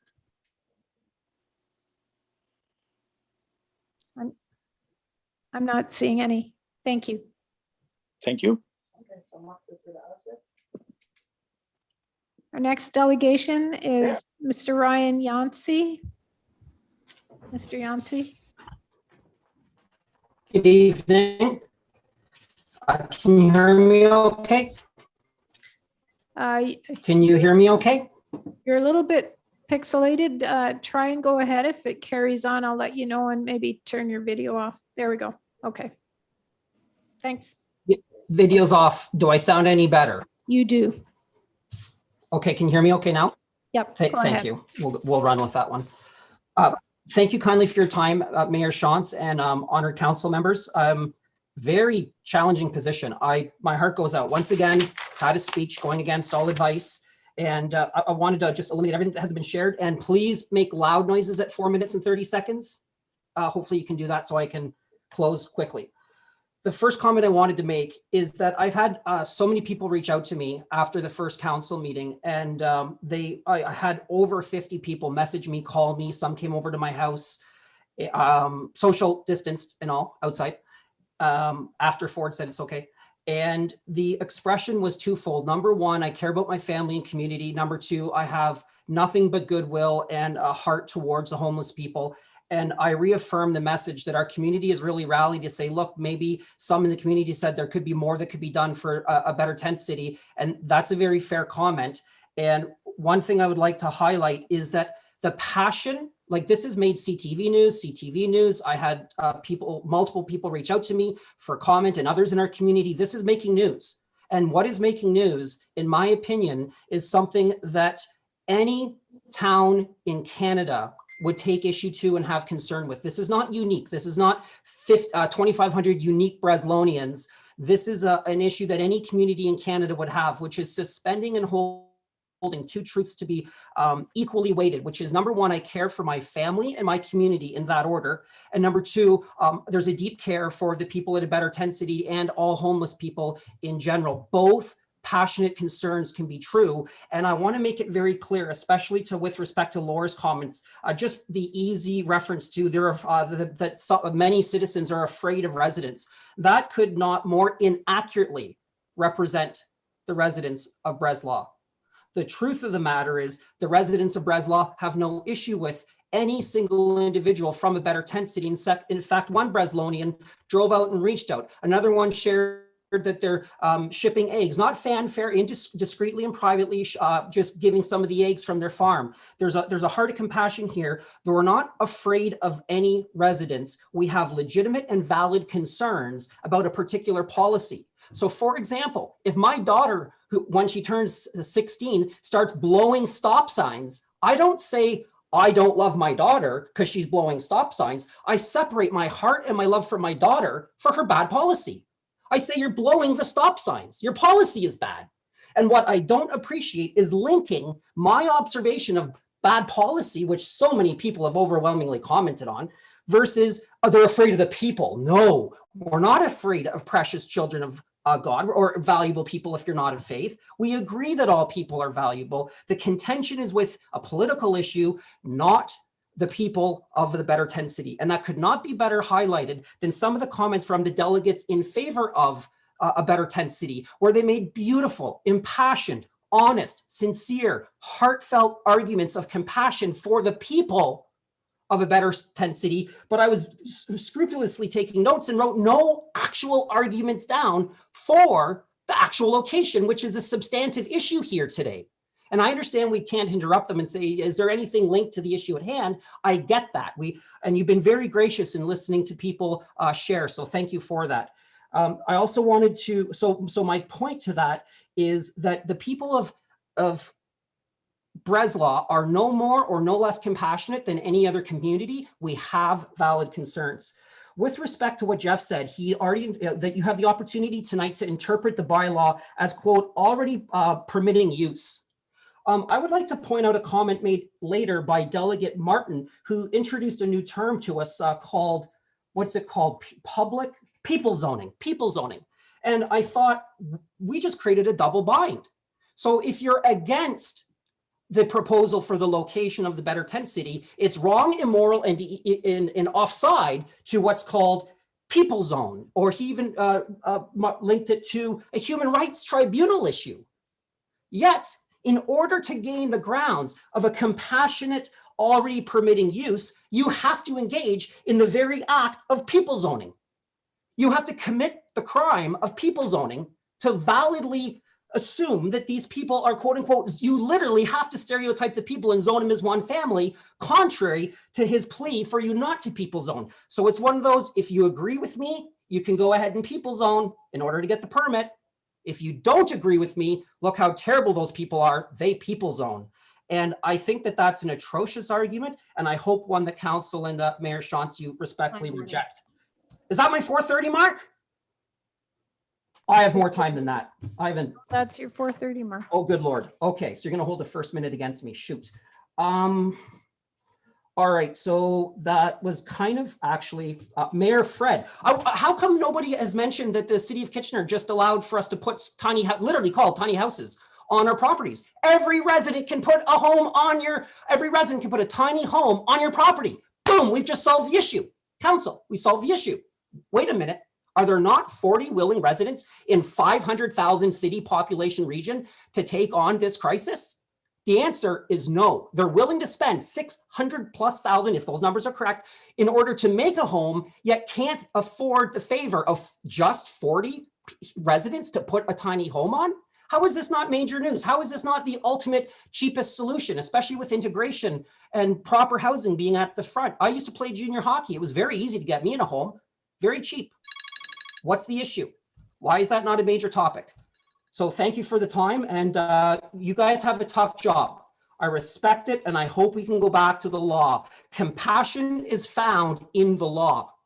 The idea that Jeff's comments from last week of you're not compassion, you can choose compassion or follow regulations. No, you can follow the regulations, and in so following the regulations, embrace compassion. And I feel there's, very quickly, 5 seconds. There's an opportunity for us to all come together and agree in unity that the ABTC community needs support, and we're all in favor of that support. We can use this as a unifying opportunity. It doesn't have to be about division. Thank you, Mr. Yancey. Are there any questions? You've been gracious with your time. Thank you. Thank you for letting me close. I'm going to ask Clerk Hummel, I have 3 additional names here. Were these requested after the deadline? Do we need a motion to hear them, or were they just missed? Mayor Shantz, I missed them. I missed sending an email to the meeting facilitator, so they did not miss any deadlines. There's 3 names. Okay, we have three more delegations. I'll call first on Mr. Tom McLaughlin, please.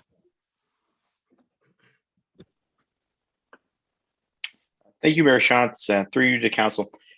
Again, I'll keep my comments brief today. My name is Tom McLaughlin. I'm from Townshield Homes. We own residential, commercial, and industrial properties in Breslau. We generally share the residents' concerns regarding the relocation of Better Tent City onto Spitzik Road. We do acknowledge that there is a homeless crisis in North America. However, moving the camp out to rural Breslau is not the solution. The way this will be fixed is by addressing the core issues on the local, regional, municipal, provincial, and federal levels. The issues are well known, but not easily fixed. Again, to reiterate, we do share all the general concerns regarding the appropriateness of relocating this to Spitzik Road. Specifically, the site is outside the countryside line. It's not designated appropriately in the regional official plan or official plan, nor is it appropriately zoned for such a use. There's also a lack of appropriate soft and hard services for such a site. Again, we trust before anything's considered that the appropriate due process will be followed with public consultation, appropriate planning and building processes. Expediting or exempting the Better Tent City from the process is unfair to the citizens of Woolwich. Citizens, organizations, and businesses who have complied with planning and building applications and follow the due process. I do believe in the housing first policy. That's why we build homes and communities. However, this is not the appropriate location. So I'm going to summarize there, and I'm available for questions. Thank you very much. Thank you. Are there any questions? Mayor Shantz, I've got my hand up. Go ahead, Councillor McMillan.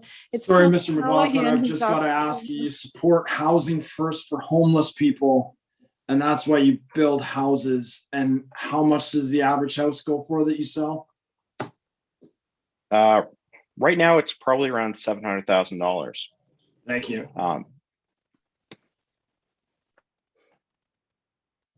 Okay, thank you. Are there any other questions?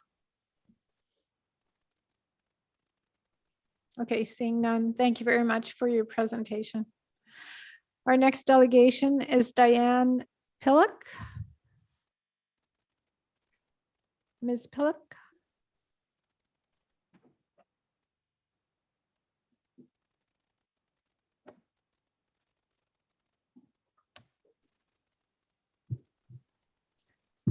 Ms. Pillock, are you still with us? I'm still here. I apologize about the technical difficulties. I understand what that's like. Go ahead. Thank you, Mayor Shantz and Township councillors, for allowing me the opportunity to speak to a Better Tent City. Just 2 quick points before I start what I wrote. Affordable housing in Waterloo Region has a 7 to 10 year waiting list. A reminder to my Breslau neighbors that old Breslau didn't want new Breslau here either. They actually unkindly referred to us as the Breslau knuckleheads. My name is Diane and I've lived in Breslau for 11 years. I am 100% in support of tiny homes, a better tent city, living at the proposed Breslau site. I was disappointed with our last township meeting as a lot of fear-based what-ifs were stated as fact. In order to address your fear, I treated the fear-based statements as questions for the sake of peace in our neighborhood. Before I get started, I want to acknowledge that we are situated on the Haldimade tract, land that was granted to the Haudenosaunee of the Six Nation of the Grand River, and are within the territory of the neutral Anishinaabe and Haudenosaunee people. A Better Tent City, please reach out to Indigenous organizations to seek out the correct people and ask permission to use this land to support the folks to be homed on Indigenous land. There was an accusation that supporters, including myself, were coming at this situation with emotions. You almost have it right. I'm addressing a better tent city with emotional intelligence. I appreciate the demand for facts. In fact, someone demanded quantitative and qualitative research. Please note that all, and I mean all, research starts with asking the folks who are experiencing the topic being researched, in this case, homelessness. So I decided to head out to Lot 42 and get accurate information to all of the what-if based fears, so we can skip having to read an 80-page research paper. Those currently living at Lot 42 are not homeless, they are homed. Those living in tents are actually housed in tents inside of a building, therefore also not homeless. So for the rest of my time speaking with you, I will affectionately refer to tenants living on Lot 42 as tiny home tenants. The following organizations attend scheduled Lot 42 visits to provide services to tiny home tenants. Methadone Clinic, both sign up and delivery, primary health care provided by Sanguine, harm reduction, Aqua, outreach from St. Mary's, food from the community kitchen, and the food bank also provides deliveries weekly, and they have their den mother, Nadine. While on site at Lot 42, I did not see one needle on the ground as described. I did see 2 Sharps containers that did not appear full and were clean in appearance both inside and out. When I asked tiny home tenants how often they leave Lot 42, the answer was similar for all. Most leave just one time to get needed items and they return. I have all that I need, one young man said. Another stated he's afraid to leave as people often don't treat him kindly. Another responds with leaving only when he has visitation with his kids. So most, if not all, folks leave less than weekly. So we should congratulate tiny home tenants for reducing their carbon footprint. Let me be the first. Tiny home tenants, you inspire me to reduce my own carbon footprint.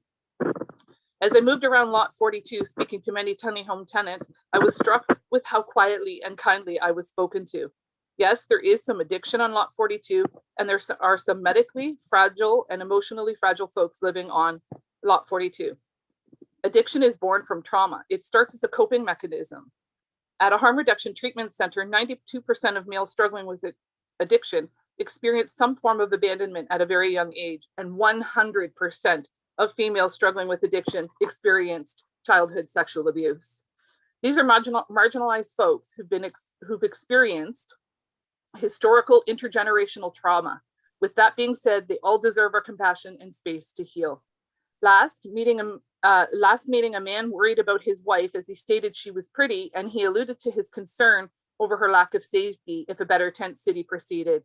I felt it's extremely important for you to know that sexual assault is a crime of power and control. Sexual violent acts are about gaining power over another. Marginalized folks lack power because they've been oppressed. 80% of assailants that commit sexual violence are friends or family of the victim. Half of sexual offenders are married or in long-term relationships. Many assailants appear to live highly normal functioning lives. And lastly, childhood sexual assaults, 88% of those perpetrators of sexual violence are known to the children. And based on police reported data, young children were most victimized by family members. I am almost out of time, but I have so much to share, like the tiny home tenant who makes his bed every day. the tiny home doggy who passively nudged me for a pet after I greeted him. I'm almost done. Breslau residents are worried that tiny home tenants will wander onto their properties and invade their personal space. If you ever feel wronged by a tiny home tenant, I urge you to reach out to a Better Tent City to discuss restorative justice. I urge you to facilitate a conversation outlining how you were wronged. Speaking of restorative justice, Breslau residents have been showing up to lot 42 with a hidden Could you agenda. wrap it up, please, Ms. Pollock? Yes, sorry. Breslau residents have been showing up to lot 42 with a hidden agenda, taking photos and snooping around and doing exactly what you were worried would be done to you. So in the name of restorative justice, please stop showing up to lot 42 to take photos and stir up trouble. And now it's time for those to publicly apologize for invading their space and action you were so afraid of. Thank you so very much for your time. Thank you. Are there any questions? No, I'm not seeing any. Thank you very much. And our final delegation this evening is Joe Galata. You got it right. It's a rare occurrence. Thank you. All right. Go ahead. Madam Mayor and councillors, I appreciate you hearing me tonight, and I also appreciate you saving the best for last. My name is Joe, and I'm a Breslau knucklehead, specifically from Hopewell Heights. First off, I want to truly acknowledge the work that A Better Tent City has done. Homelessness is obviously a problem, and the efforts they're putting forward are tremendous and obviously not to be looked down on. However, given the concerns of the community, I feel that it's imperative that we do not rush this and we do follow due process before implementing anything at the Spitzig site. I've made my career out of facilitating strategic decisions using data. Every decision simply is supported or rejected based on data, information, and fact. If a decision is not clear, it's almost always because there's insufficient data and we simply need to collect more. When I say data, I don't mean stories. I mean data generated from balanced and ethical research that follows proper methods. At the current time, it appears we have the following information available to us. Better Tent City has made a plea for compassion based purely on emotional stories that tug at our heartstrings, but with limited information to show the actual impact that they will have on stakeholders, all residents, both of A Better Tent City, Breslau, and other service providers. The residents of Breslau have raised concerns, some based simply on fear of the unknown, while others are based on strong evidence like we've heard tonight. But overall, I feel there's some critical pieces of information that are still missing that are required to make this decision. But there is good news. A Better Tent City is not a theoretical concept. It exists today at Lot 42. That allows us to study it. And I don't mean driving down there in our cars, but I mean looking at actual data to find out how it operates and what the impacts will be should it move to Spitzig. It's a very simple process of collecting data, analyzing it, and accurately predicting what will happen. Therefore, my request is this. Please follow due process so we can get this information. Jeff Wilmer has stated he's willing to follow due process, and Father Toby has also stated that they have several months to make arrangements, so there is time. So there's three quick areas I want to touch on where I feel we need some more information. One is crime and its impact on the community, which has already been raised, obviously. But I think Waterloo Regional Police, or I know Waterloo Regional Police, can provide crime statistics on Lot 42 itself and the area surrounding it, both before A Better Tent City was there and after. We can see exactly what's going on there in terms of the types of crime and the volume, and then predict accurately what will happen at Spitzig. We've already heard about the issues with response times coming from Elmira, so I won't talk about that. But I think it is important to get Waterloo Regional Police to weigh in on their plan for dealing with this at the Spitzig site. Number two is drug use among the residents of A Better Tent City. They've talked a little bit about stats on how many people are receiving addiction treatment, which is fantastic, but we've not really heard as to how many people are currently users, which obviously brings a lot of problems with access to the drugs, emergency medical care should something go wrong. We do know there are issues with response time. So I think more information is required around how many people are using and what that impact will look like. And again, it's going on today. It should be easy information to gather. And third and finally, the location and services available at the Spitzig site. I'm not an expert on the requirements of these residents. And I know there's been a lot of debate back and forth as to what services they need and what's available, but I'm sure there are things offsite that they will need, like access to Goodwill and LCBO, convenience stores, other things like that, not to mention access to jobs and transportation to get there. The closest convenience store is 2 kilometers away. And we've talked about the dangers of walking along the highway to get there. An alternative route would be to take trails around Breslau. So these trails are frequented by children, often unaccompanied by adults, because they're used to this currently very safe neighborhood. These children are also about to spend their summer months outdoors playing while their parents are working. Another thing that's been brought up is looking at other locations outside of Spitzig. I feel like we need to see documentation of what sites have been looked at, and also what are the results of those reviews? Why have certain sites not been chosen? Give everybody visibility to what that search has looked like and proof that it is happening if it is. Now, I've been notified that there has been at least one offer of land just north of Waterloo from a private landowner. However, to date, we have not heard anything about this offer or any discussions around it. And that site is far more suitable than Spitzig for many reasons. It doesn't border residential, it's close to many amenities, but for whatever reason, that discussion has been totally absent. So I think that needs to be much more transparent. And also the location is owned by the Hamilton Diocese, but we've heard nothing from them on this. We don't know what their position is, what level of support they're offering, what their plans are for the future. So again, some critical data points that can be used to make this decision, but are absent. So in closing, this is a very important decision, and I don't envy council's position in having to make it. It impacts 4,000 existing residents of Breslau who have voted in the council to protect their voices. 2,500 of these people have signed a petition regarding their concerns. And we've also got 40 people, Wrap it up, please. residents of a Better Tent City, and their voice does need to be heard, and I think we can all agree on that. However, I don't think those 40 voices should outweigh the 4,000 of the residents. So I just want to urge council, please follow due process. Let's collect the information that we need. These areas I've touched and many other that have been talked tonight. So thank you very much. Are there any questions? Councillor Shantz. Thank you. Through you to the delegation. I guess it's probably not a real question. You talked about data, and then you ended with the 2,500 people that signed the petition. And I was just wondering if somebody has gone through that data, including yourself. I did. And did you know that 887 of those are Woolwich residents? Only 36% that signed the petition. 544 are Kitchener residents, that's 22%. And Waterloo, there's 90, which is 3.7%. So yeah, data doesn't lie. So I guess it all depends on how you want to look at it. So in fact, 2,500 people from the town did not sign it. So anyway, I just wanted to make that point. Right, yeah, there are 2,500 signatures, all with a reason, I'm sure. But that is a perfect example. You know, that data is available. And we should be using that to make the decisions, not just that particular point, but many other data points as well. Yes, yeah, thank you. Okay, that ends our delegations for this evening.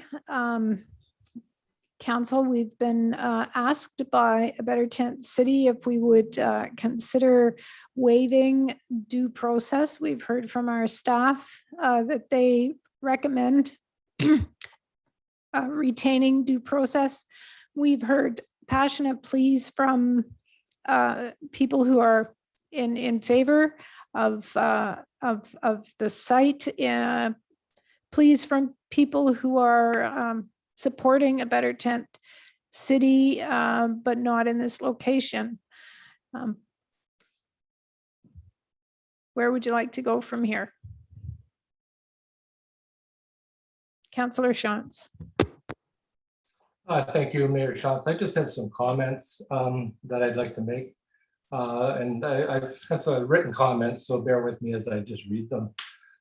I want to thank everyone who sent me email and gave me a phone call on the Better Tent City. If I didn't respond to your email, I apologize. It was hard to keep track of all of them, but I assure you that I did read them all, and it wasn't because I didn't try. This is a tough journey for me personally because I feel for the ABTC community and their plight. It bothers me when I hear comments like, why are we being asked to deal with Kitchener's problem? This is far more reaching than just the city of Kitchener. Kitchener is just where they are currently being housed because of the generosity and vision of some concerned individuals. Does that mean we as councillors should just throw caution to the wind and accept the proposal without proper process? I don't think so. Our procedures have been developed over years of experience and are put in place for a reason. Part of that procedure is to allow the public to make comments on an application. Even though we have only received a proposal and not a formal application, the community has spoken. They have many concerns, and I believe their concerns are more than just not in my backyard. A matter of fact, many have stated their compassion for ABTC, but this is just not the proper location. After reading the memo, I too have a number of concerns. A partial list of my concerns include precedent setting, no amenities close by, unsafe travel for ABTC residents to get to public transit, proximity to a high school, EMS and police response times. But one of my biggest concerns is the effect it may have on our fire services. We know there will be additional calls, but we can only speculate on how many those might be. Our firefighters are volunteers who have other jobs to go to during the working hours, yet they still find the time to protect their community when called upon.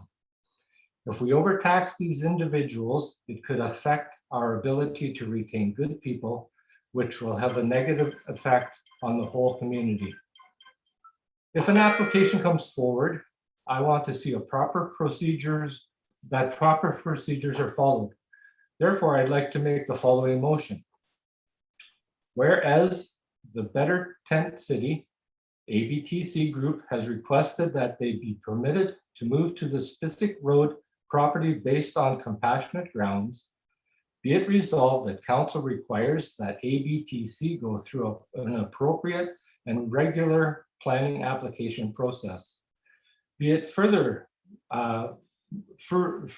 resolved that Township staff be asked to continue working with region, city, and other townships on a suitable interim site and a long-term solution for ABTC. Thank you. Thank you, Councillor Shantz. Is there a seconder for that motion?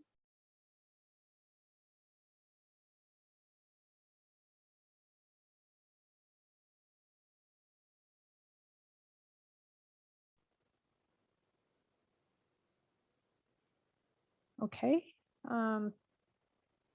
Councillor McMillan? Yes. Yeah, I'll second it. Thank you.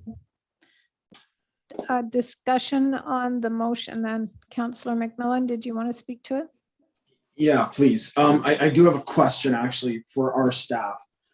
So if this motion were to pass, what does that mean for the drop dead dates that we talked about for a Better Tent City? I am in favor of going through a process and certainly not rushing into things, but at the same time putting 40 people out on a street in September heading into a cold winter is also not a palatable option for me. So with this motion that Councillor Shantz has put forward, asking staff to continue to work with a Better Tent City and continue to work with our regional partners in finding an interim and possible permanent solution, what options might we have come the end of August if no other alternative is found? Thank you. Mr. Brenneman, can you speak to that? I think you've been meeting with some of your colleagues around the region. Yeah, thank you, Mayor Shantz, through you to members of council. specific to this issue, I can advise that as per council's direction as of last week, I asked for a meeting of the regional CAOs, as well as we included the Commissioner of Community Services and also the Director of Housing Services for the region. I would also note, in full transparency, at the beginning of the meeting, we asked that Mr. Wilmer attend to speak about looking at or understanding what they were looking at in terms of any sort of interim option if one was needed, depending on the outcome of this evening. I can say, based on the initial discussion, that we did have a good chat about possible other interim locations, and a good discussion about what the longer term might look like, recognizing that the existing regional system, there are currently gaps and needs that aren't being fulfilled, and hence the reason Tent City ended up being created. So all that having been said, we felt this is an important enough issue that we've got another meeting planned for later this week, just nailing down the exact time. Because I would say this, the region, the 3 cities, the 4 townships are committed to try and find an appropriate interim and longer term situation for what I would say is not just a better Tent City, but perhaps an enhanced and improved even model over a better Tent City, recognizing that as a region, we should always look to be doing better in terms of the models that are developing. So at this point, I can't give you absolute guarantees, Councillor McMillan, other than to say to you, there is commitment around the table, a recognition that the June 20th deadline is fast approaching, and that we need to find a suitable interim location. Again, today we didn't know or still don't know the outcome of this evening, but we certainly are committed one way or another to deal with both the interim and the long term. Recognizing, as it's been discussed tonight, this is not just a Township of Woolwich issue. This is a regional issue, and the region, the cities, and the townships are coming together on this important conversation. Thank you. Councillor McMillan, did you have another question or comment? If anyone else has questions, you can come back to me. Okay. Councillor Merlihan, there you are. So I couldn't see if you had your hand up. Councillor Martin, go ahead. Thank you. I'll have to ask Councillor Shantz, in your motion, did you say that we would allow the people to move there? And then later on, now what is the word? The first part of your motion. Can you repeat it, please, Larry? You're muted. You're muted, yeah. Too many keyboards. I'll read it if you want. Whereas the Better Tent City ABTC group has requested that they be permitted to move to the Spissick Road property based on compassionate grounds, be it resolved that council requires that ABTC go through an appropriate and regular planning application process. Be it furthermore resolved that township staff be asked to continue working with the region, cities, and other townships on a suitable interim site and a long-term solution for ABTC. So no, I'm not suggesting that they move there and we work on it. Thank you for that clarification. Any other questions or comments, council? Councillor Redicott, go ahead. Yeah, I'm in favor of going through due process, but I understand also the council sometimes goes against due process. Like last week, we made a decision for the Seniors Association, which I was in favor of, and we gave $5,000. So, but on this issue, I'm in favor of due process. because it's an important issue and it might broaden the discussion that it's not just a Township of Woolwich problem or concern, but it's a greater Waterloo region concern, and we must find solutions there. And I appreciated especially the delegation of Miss Hiller, how she and her family struggled with the issue. They invited Better Tent City to come and explain, and I really appreciated her willingness to show her struggle about wanting to be compassionate and also wanting to be a safe place for her children. And the final delegation talked about data gathering. The data gathering, it might show that this is a good idea, because if we're open to the data, then the data should show us a solution, or the data might show that it is not a good idea. And if we entertain a good due process, I think we will find the data. Thank you. Thank you, Councillor Redicott. Councillor McMillan, go ahead. Yeah, thank you, Mayor Shantz, through you. One quick question and then a couple comments, if that's okay. Through you, is it fair to expect that council can receive ongoing updates, you know, not official reports or anything, but just how the conversations with the region are going regarding finding future possible interim and long-term solutions leading up to, you know, the end of August? I think that's a reasonable request. Mr. Brenneman? Yep, absolutely. Yep.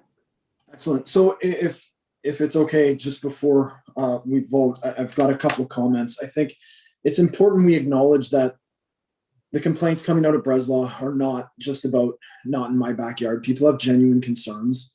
And I think that every member of council has acknowledged that, and our staff as well. We've taken those complaints seriously. I know we've all taken them to heart, and we haven't just dismissed them as NIMBYs, and we shouldn't.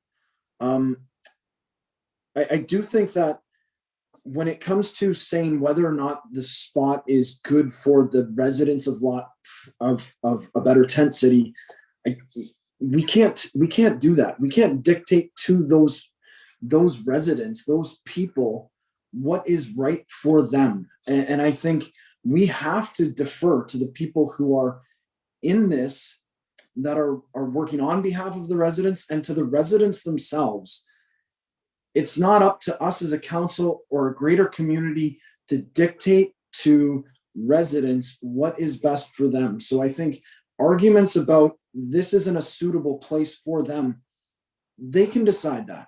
And so I think while the concerns about the concerns from the community are genuine and real and don't come from a lack of compassion, when it comes to telling the residents what's right for them, we need to be careful we're not doing that, because they're their own people, and they can decide that. And the last thing that I'll say is, when I was sworn in, we had a ceremony, and Mayor Shantz, you talked about having an empty table in our council chamber, and having that chair represent the voice that isn't heard.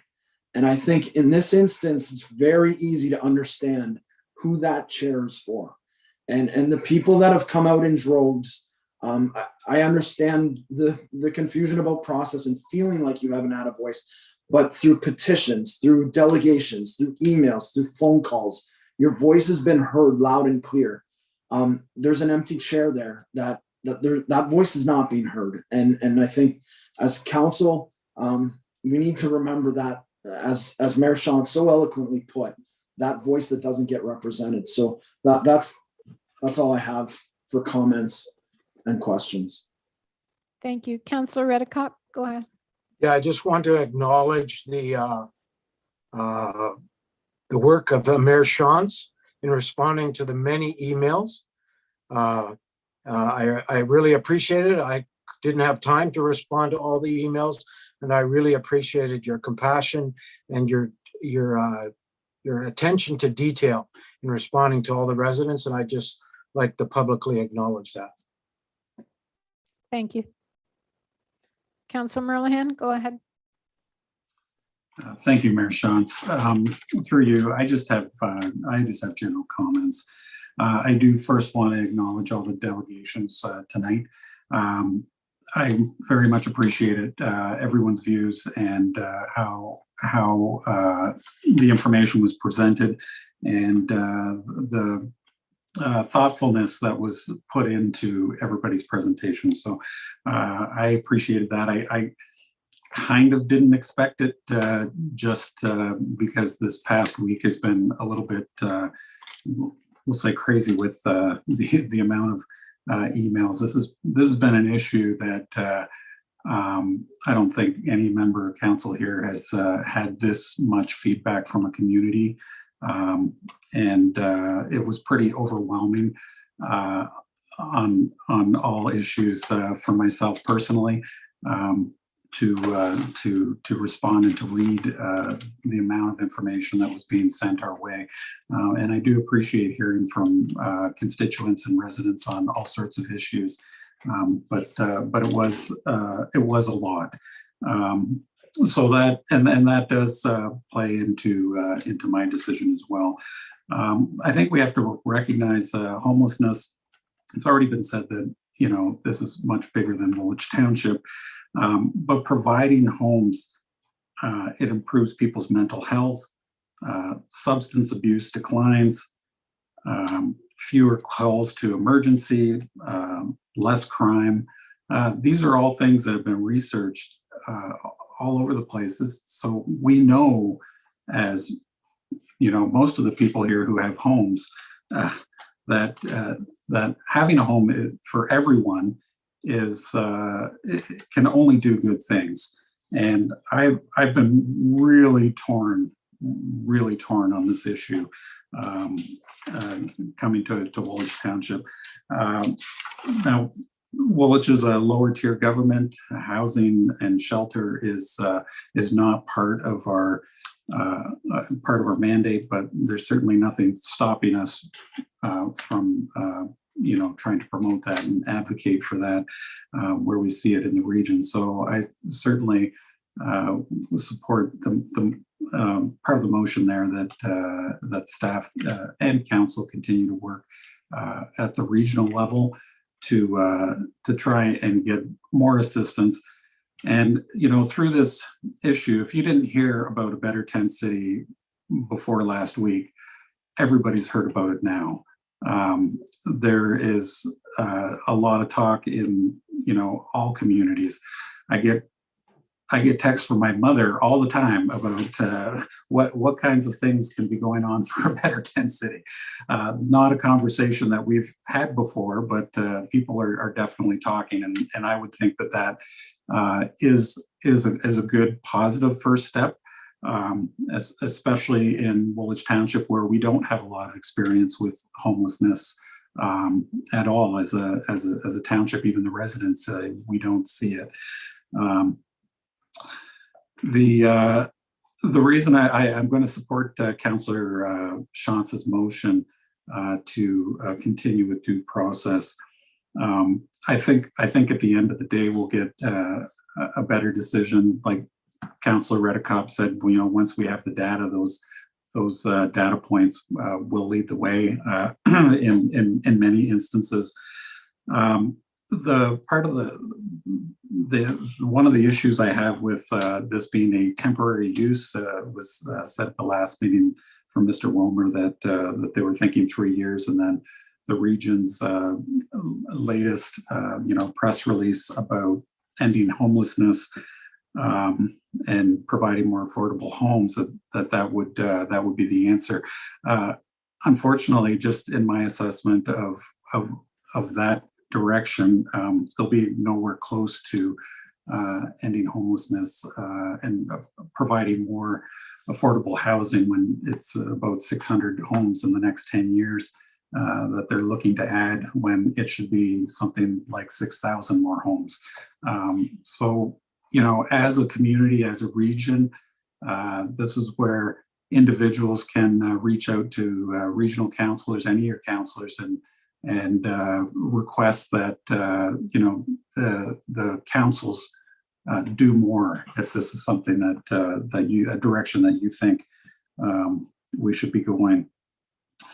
The other reason I want to support Councillor Shantz's motion for due process is just this past year, we had a seniors community provide a presentation, very similar kind of set up in that it's a field that doesn't have any amenities in the rural community, and they want to put up a seniors kind of retirement type village, and lots of problems, and their first plan was to come to individual council members, do some presentations and such over Zoom to try and pitch the project and then get letters of support from different groups.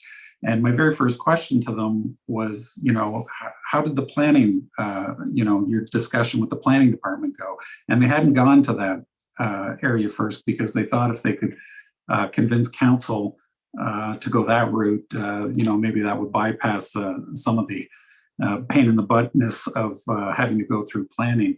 I told them, no, that's the way we do it here. We have a process and we follow the process. Even at the beginning of this, the ABTC proposal, the group was told that the due process was the preferred option, and they wanted to pitch us on a different type version, which I can appreciate that lots of people come to council to ask for certain things, and we listen to them, and we try to get as much information as we can about that. But in this instance, I think there's enough. There's certainly lots of legitimate concerns that residents have, council has, all sorts of things that going through the planning process will give us that opportunity to explore all those options.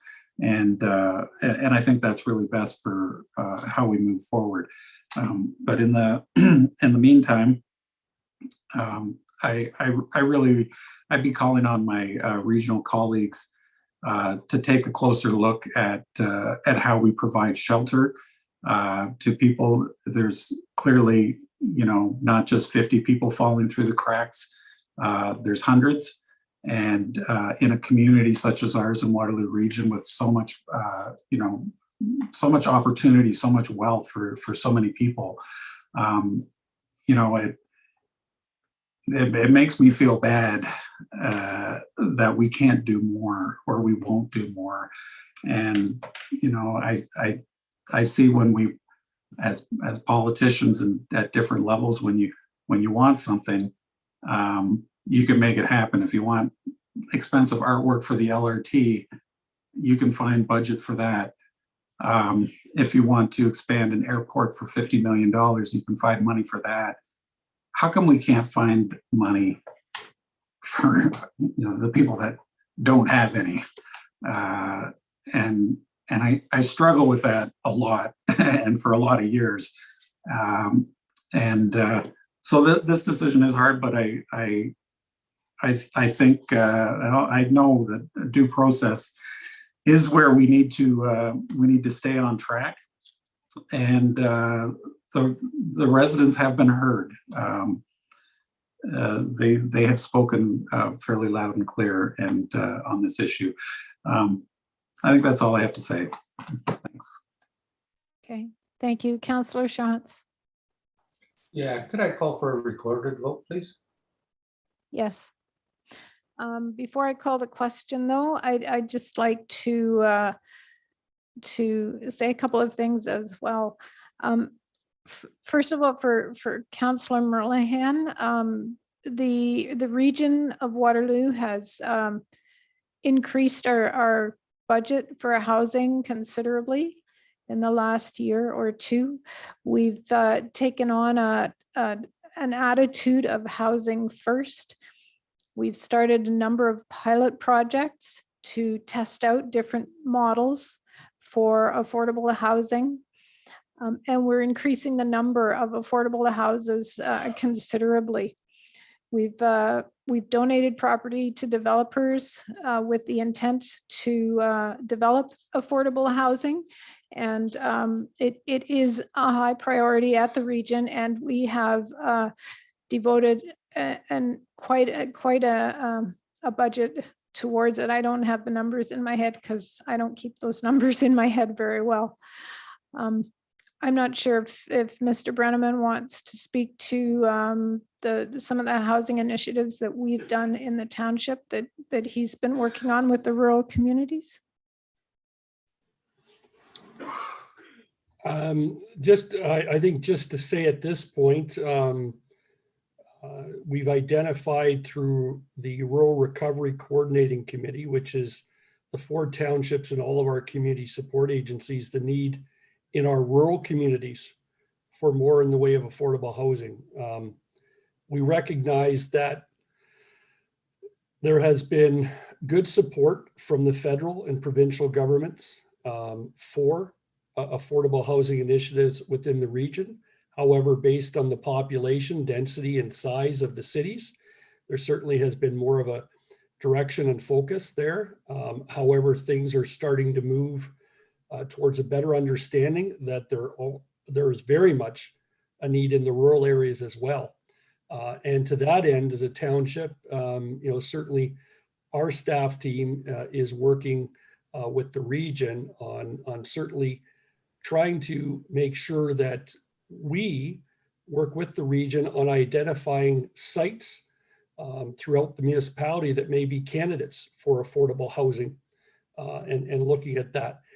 Again, it's not something that we have normally been in the sphere of, but instead of, I know as well, council has said, instead of just doing advocacy to senior levels of government, how can we do better? How can we do more? So I think there's more to talk about in the months ahead, on that, with a staff report coming forward probably in August or September on this front. Okay, thank you.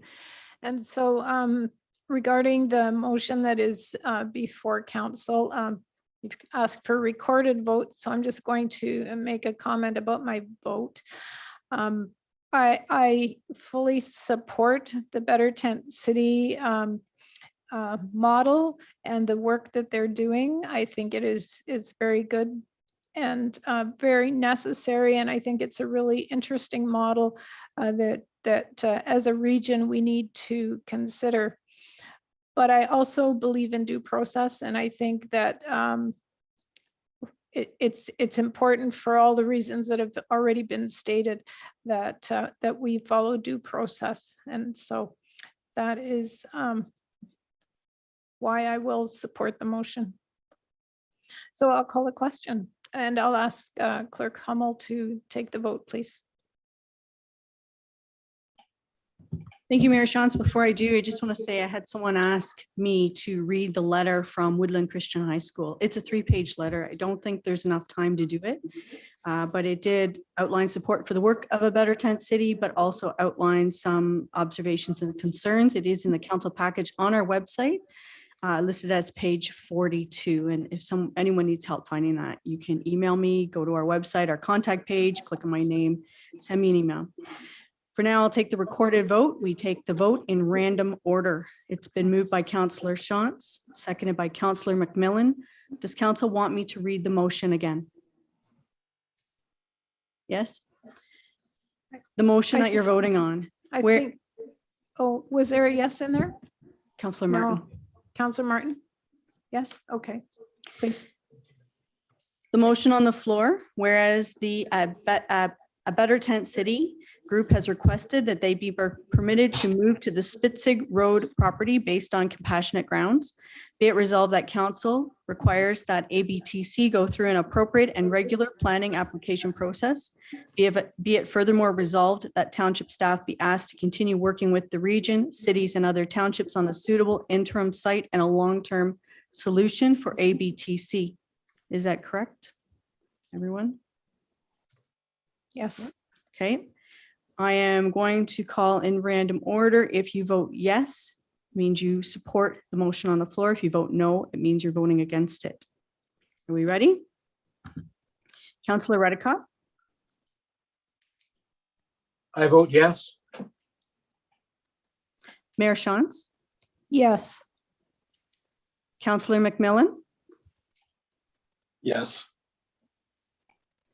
Councillor Shantz, Yes. Councillor Martin, Yes.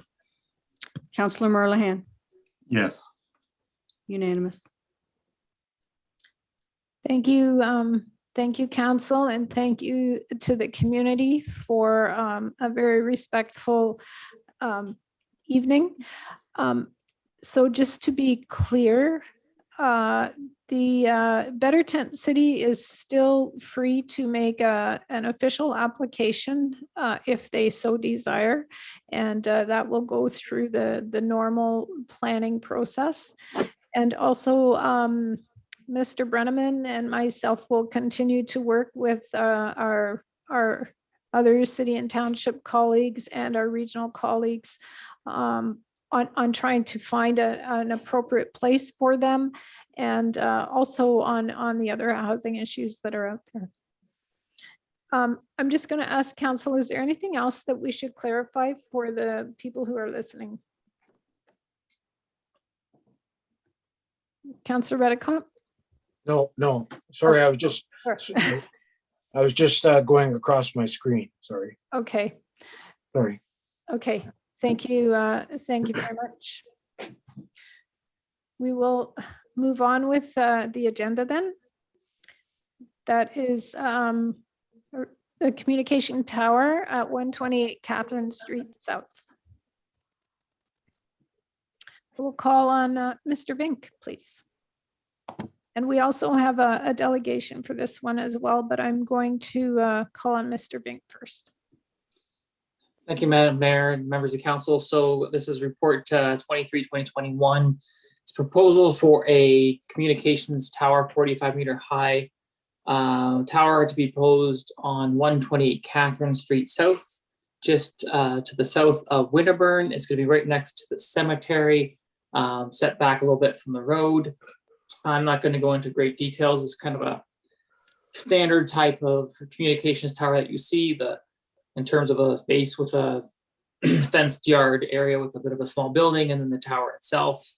The proposed location was chosen by the landowner preferring this location, and it shouldn't impact the rest of the farm, but would allow Xplornet to provide better service in the area. So there was no issues really raised from the public through the public process.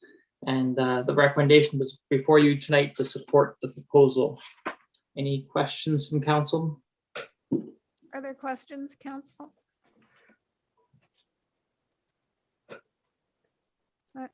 I don't see any. Okay. We have a delegation, Sears Gasaba of Xplornet. Good evening, Mayor, councilors and staff. I don't have anything to add. I was just here in case there are any questions, that's all. Thank you very much. Are there any questions for Mr. Gasaba? Gaspé. It was pretty good, Gaspé. Yeah. Gaspé. Councillor Shantz. Thank you. Through you, and I'm just going to say Cyrus. I believe that would be a little easier. A couple of questions. I live in Bloomingdale, so this is kind of interesting to me. Is this a point of sight, and what kind of distances are you talking to be able to project to? Sure. So that's not a black and white answer. It somewhat depends on terrain and elevation. The maximum distance one of these sites will travel is approximately 20 kilometers. The better distance, so if you're a consumer that wants solid, reliable service, if you're within about a 10-kilometer radius, you're going to get a solid connection. And these sites are being designed to provide a minimum 10 meg, a 1050 connection, so a 50 megabit per second download and a 10 megabit per second upload. And we anticipate the next generation of equipment that's also the site's being designed to accommodate will increase those speeds and capacity as well. Okay, thank you. Any other questions? Okay, I'm not seeing anyone. There is a recommendation in the report. Would someone like to move it? Councillor Martin and seconded by Councillor Shantz. All those in favor? And that is carried. That was quick, and I thank you, Mr. Gaspe, for staying so long for this. Thank you, and you had some very important things to talk about today, so no problem at all. Have a great evening. Thank you, and you too.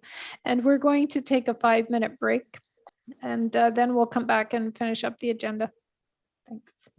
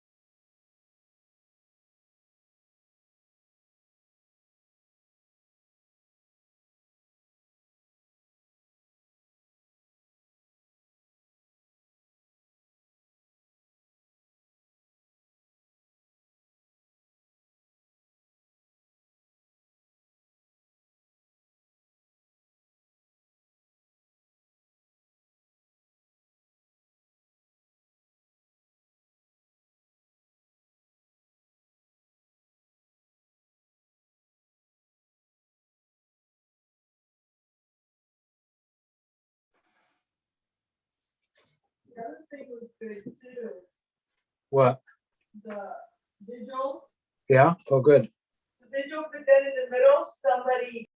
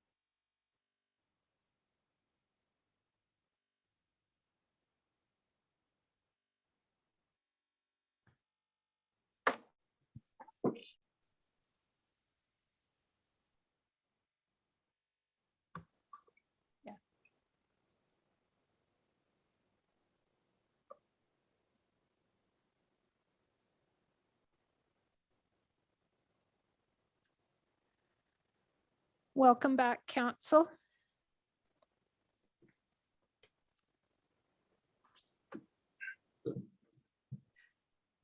Sorry, I'm just finding my place on my agenda, and Clerk Hummel is coming back, but Mr. Smith is here, so we can carry on. We have and we've got everybody here. Councillor Martin needed to leave, so we have no unfinished business, no consent items, and I need a motion for council to convene into committee of the whole. Moved by Councillor McMillan and seconded by Councillor Redekop. All those in favor? That's carried. Thank you. We have a number of recommendations from committee of the whole from June 1st. Would someone like to move them all? I'm not going to read them tonight. In the interest of time, Councillor McMillan and Councillor Merlihan, all those in favor? That's carried. Thank you. We have a couple of staff reports. First of all, a purchase of a regenerative air street sweeper. Director of Infrastructure Services, Mr. Poupé. There he is. Hi.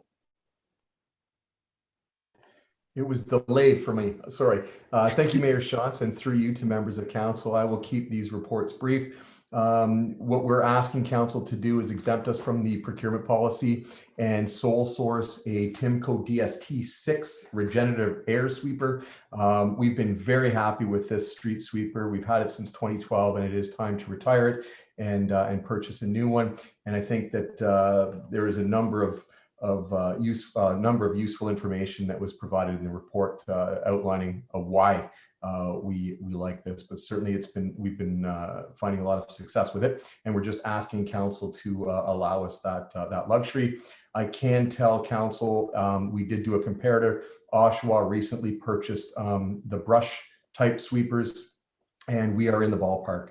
I think they had ranges anywhere from $320 up to $404,000 on the bids they received for those. So, it's not like we're asking to spend much more than any other municipality. We just really appreciate the fact that it's brushless and it's only air, and it works very well. So with that, I would be happy to answer any questions. Okay, questions? Someone like to move the recommendation then? Councillor Sean, seconded by Councillor Redekop. All those in favor? That's carried. Thank you. Oh, and the next one is you too, a tandem snowplow and sander truck. Yes, thank you, Mayor Shantz, and through to members of council. We are asking council to allow staff to purchase a two-way tandem snowplow to replace a 2000 and I believe it's 2006 Volvo. And this is just part of our fleet, and we are experiencing an overage. I think the big piece here to identify to council is the 18-month turnaround. That is certainly pandemic related. Council will be reminded we purchased a one-way plow in December of last year, and it wasn't that long a turnaround. It wasn't 18 months, so there has been an expansion on turnaround times. And we've noticed a 6% increase in the last instance. We did have two suppliers price it out, and we did go with Team Truck Centers. In this instance, Team Truck Centers was the only one that would provide service. But staff again feel confident, given the pandemic situation, the price of 6% increase is not exorbitant, and it does unfortunately over budget. We're going to be reviewing our budgeting process for 2022 as it relates to the pandemic and prices we've seen in regards to our dollar versus the US, as well as steel and supply chain issues. So with that, we fully expect to receive much more than that in the when we take the 2006 to auction. So it is a temporary over budget, but it would be replenished and returned to the Equipment Reserve Fund. So with that, I would be happy to answer any questions. Questions, Councillor Shantz? Yeah, just one tender. Is that, you think that's because of availability and not being able to supply from other truck companies? We suspect so, through you, Mayor Shantz, to Councillor Shantz. We suspect that's part of the reason. We're not 100% sure. It could very well be that, but 18 months is a long time, right? So, does that mean some are beyond that, or are they just too busy and aren't able to support another supply? We're unsure. But why we felt comfortable recommending is because of the minor increase. We think that we can certainly absorb that, and we do require a truck. We are expanding our snow plowing route in the immediate future, so it's important. Okay, any other questions, Councillor Shantz?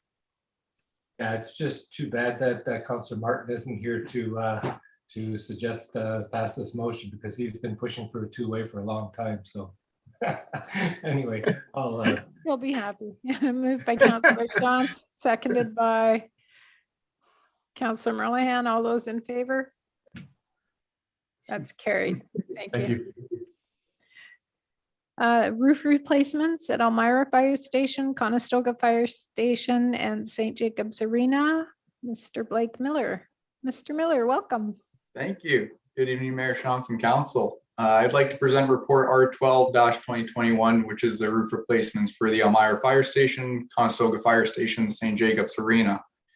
Back on January 5th, Council supported staff in proceeding with the Investing in Canada Infrastructure Program, commonly referred to as ISIP. Also note this work was approved during the budget deliberations. Staff are looking to award tender 2021-16 to Seal Roofing and Sheet Metal Limited, who provide the most competitive bid of 22 received submissions. The submission from Seal came in under budget, which will allow staff to allocate additional funding as contingency for the roof replacements, as well as improvements for HVAC and emergency lighting at the Conestoga Works Yard and HVAC improvements at the St. Jacobs Arena. Staff did perform reference checks, which we are satisfied with, and as part of the grant funding, this work would begin before September 30th. I'm open to take any questions at this time. Thank you. Questions, council? I don't see anyone. Would someone like to move the recommendation?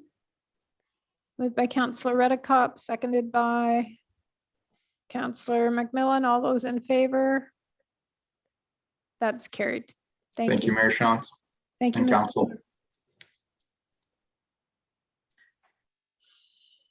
Outdoor recreation amenities long-term plan.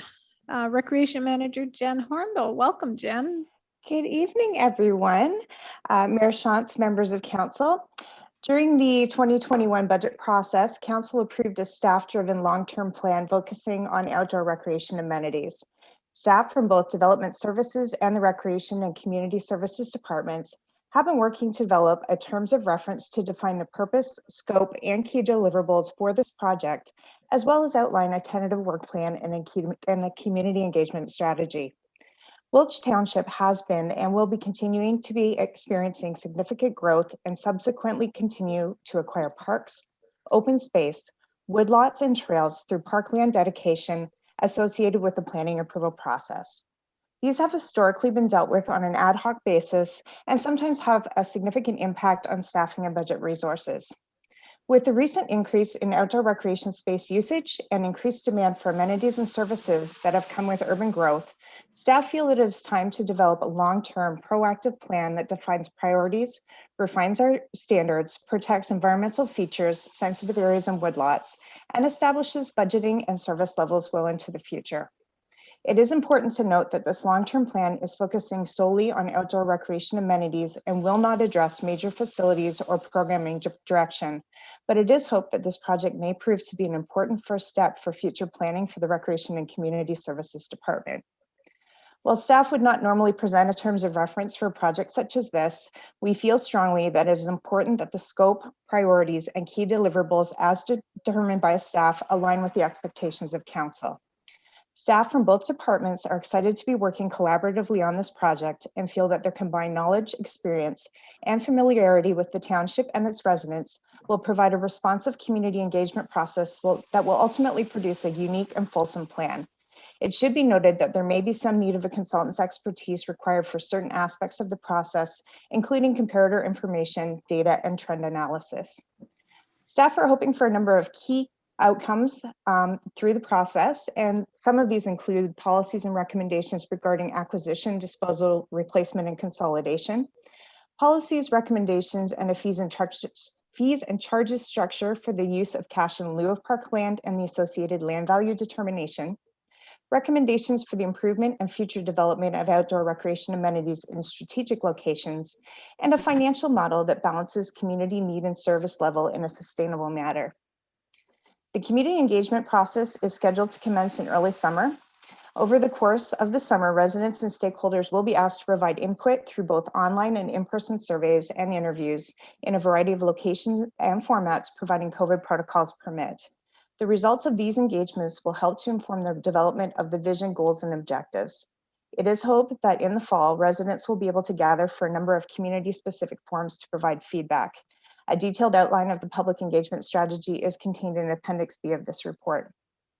Staff are also pleased to announce that the township has recently received 100% grant funding for a university-level recreation student through the Canadian Parks and Recreation Association to assist us in the collection and analysis of information and surveys, as well as conducting some of the interviews. Staff have provided a loose timeline for the project through the terms of reference, but I do want to caution that with pandemic restrictions, it may lead to some delays and may alter how we can engage with the community. I would be happy to answer any questions that council may have at this time. Thank you. Questions? Councillor Merlehan? Thank you, Mayor Shantz. Through you to Ms. Hornbill. Yeah, I really like that that we're doing this and it's staff doing it rather than an outside consultant. I think we will get a much better end result than a lot of the consultant-led reports that I've seen in municipalities. And having said that, what do you think staff approach would be to, I guess, you know, you're looking for community input. Sometimes you only just hear from stakeholders like the soccer club or, you know, the hockey teams and stuff, and they'll all ask for either more fields or another arena or things like that.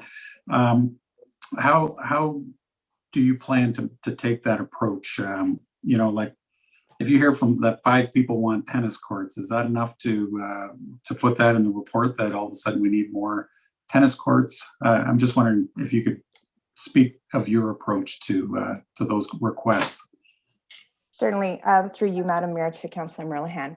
I think it's been a really interesting 18 months, and I think everyone will agree. We've seen so many people out on parks and trails. So I think people are really invested. And I was at a CPRA webinar today just talking about how people really are wanting to use outdoor spaces now for programming and all sorts of things. So we're going to send people out onto the trails to do some of these interviews, some of these surveys, if we can, providing COVID, QR codes leading directly to surveys. So we're really hoping to get a really wide variety of responses.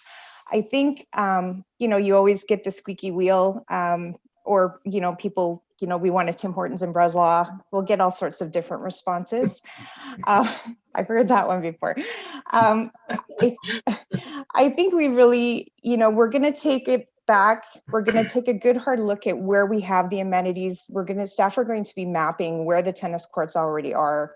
I think the consultant can help us with kind of some industry standards about, you know, this kind of population will support this amenity and you need this population to support this amenity. So that's the kind of stuff we're going to hopefully get from communities that have already done these master plans. The information is out there. And again, we're just hoping to provide a really good solid document for then council to approve and use as guidance moving through the future. Hope that answered your question. Yeah. My second question, when I was looking at the list of outdoor amenities, number 6 was outdoor pools, and that's not something that Woolwich Township, you know, has had before.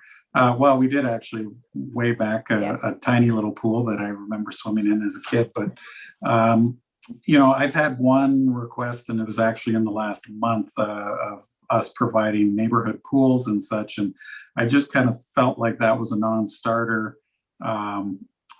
Kind of based on, you know, past council discussions with, you know, operating costs for splash pads. I mean, a community pool being used for 3 months would be, you know, pretty expensive to staff and liability, all that kind of stuff. How come that was added to the list? Through you, Madam Mayor. I think we were just brainstorming as many amenities and didn't want to not include it should Woolwich continue to grow, and if the Breslau and Maryhill communities at some point in the future, and this could be, you know, 10 years, 15 years, 20 years in the future, maybe there is a need for some sort of aquatic facility in that location of Woolwich. So, you know, we kind of put it down just to see what the response would be.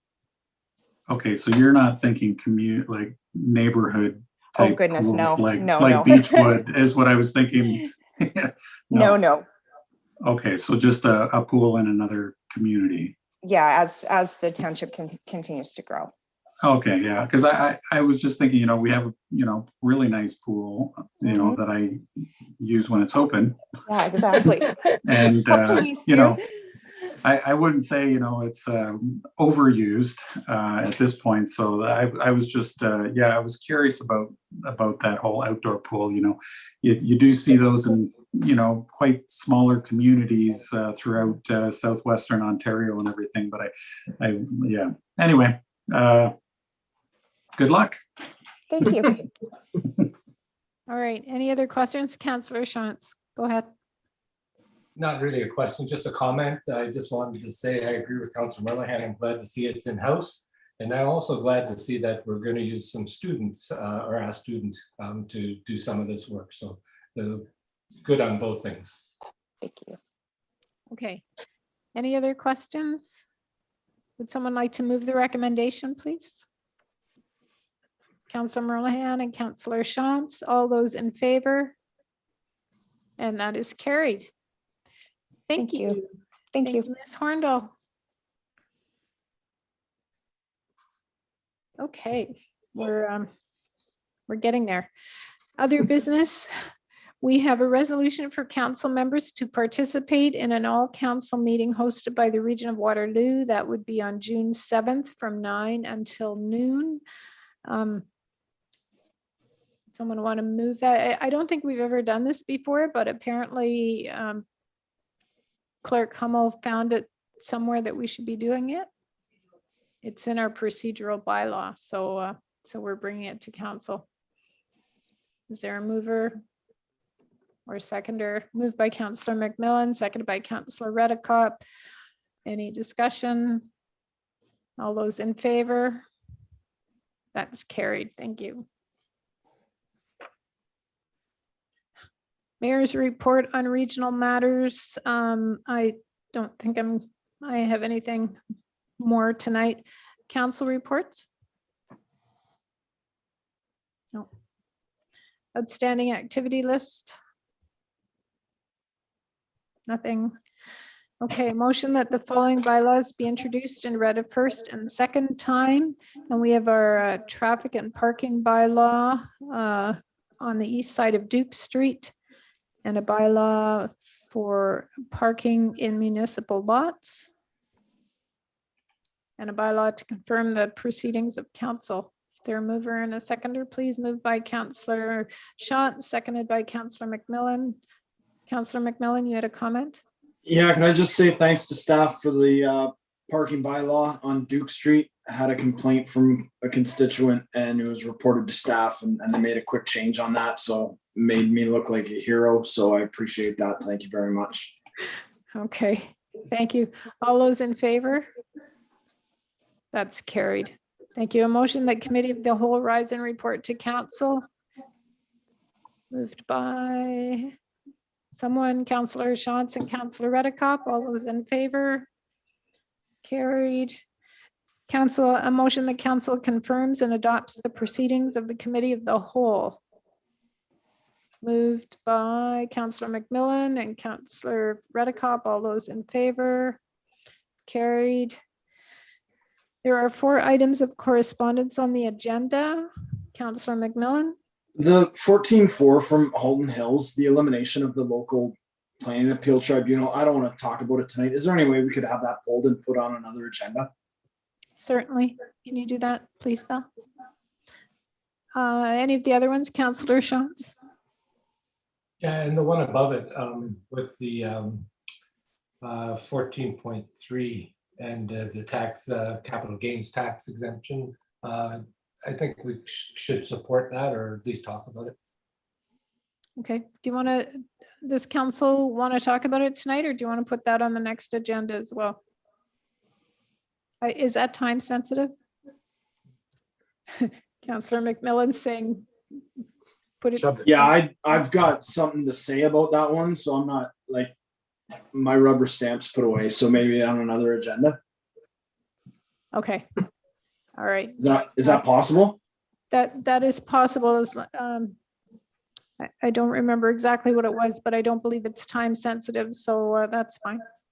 We'll bring it a committee to committee. Yeah, in a couple of weeks. Okay. Anything else on that? No, seeing nothing. There's no public notice, no notice of closed meetings, no notice of motion.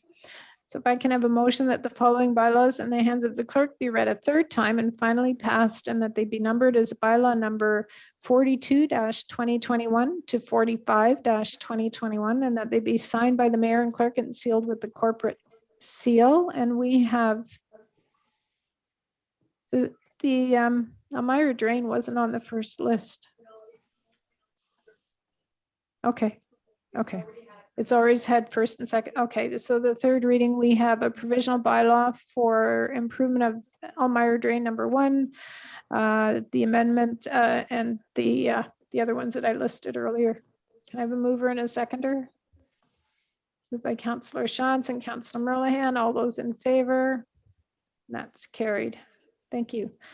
And that brings me to the end of the agenda. Would someone like to move adjournment? No? Councillor Merlehan and Councillor Shantz, all those in favor? And that's carried. So thank you to everyone who participated and those who are still tuned into the meeting tonight on our YouTube live stream. It's been an eventful couple of weeks for us, and it's been a good meeting tonight. Council members and staff, I'll remind you to stay quietly connected on Zoom until till Jeff confirms that the live stream has stopped. And good night to everyone.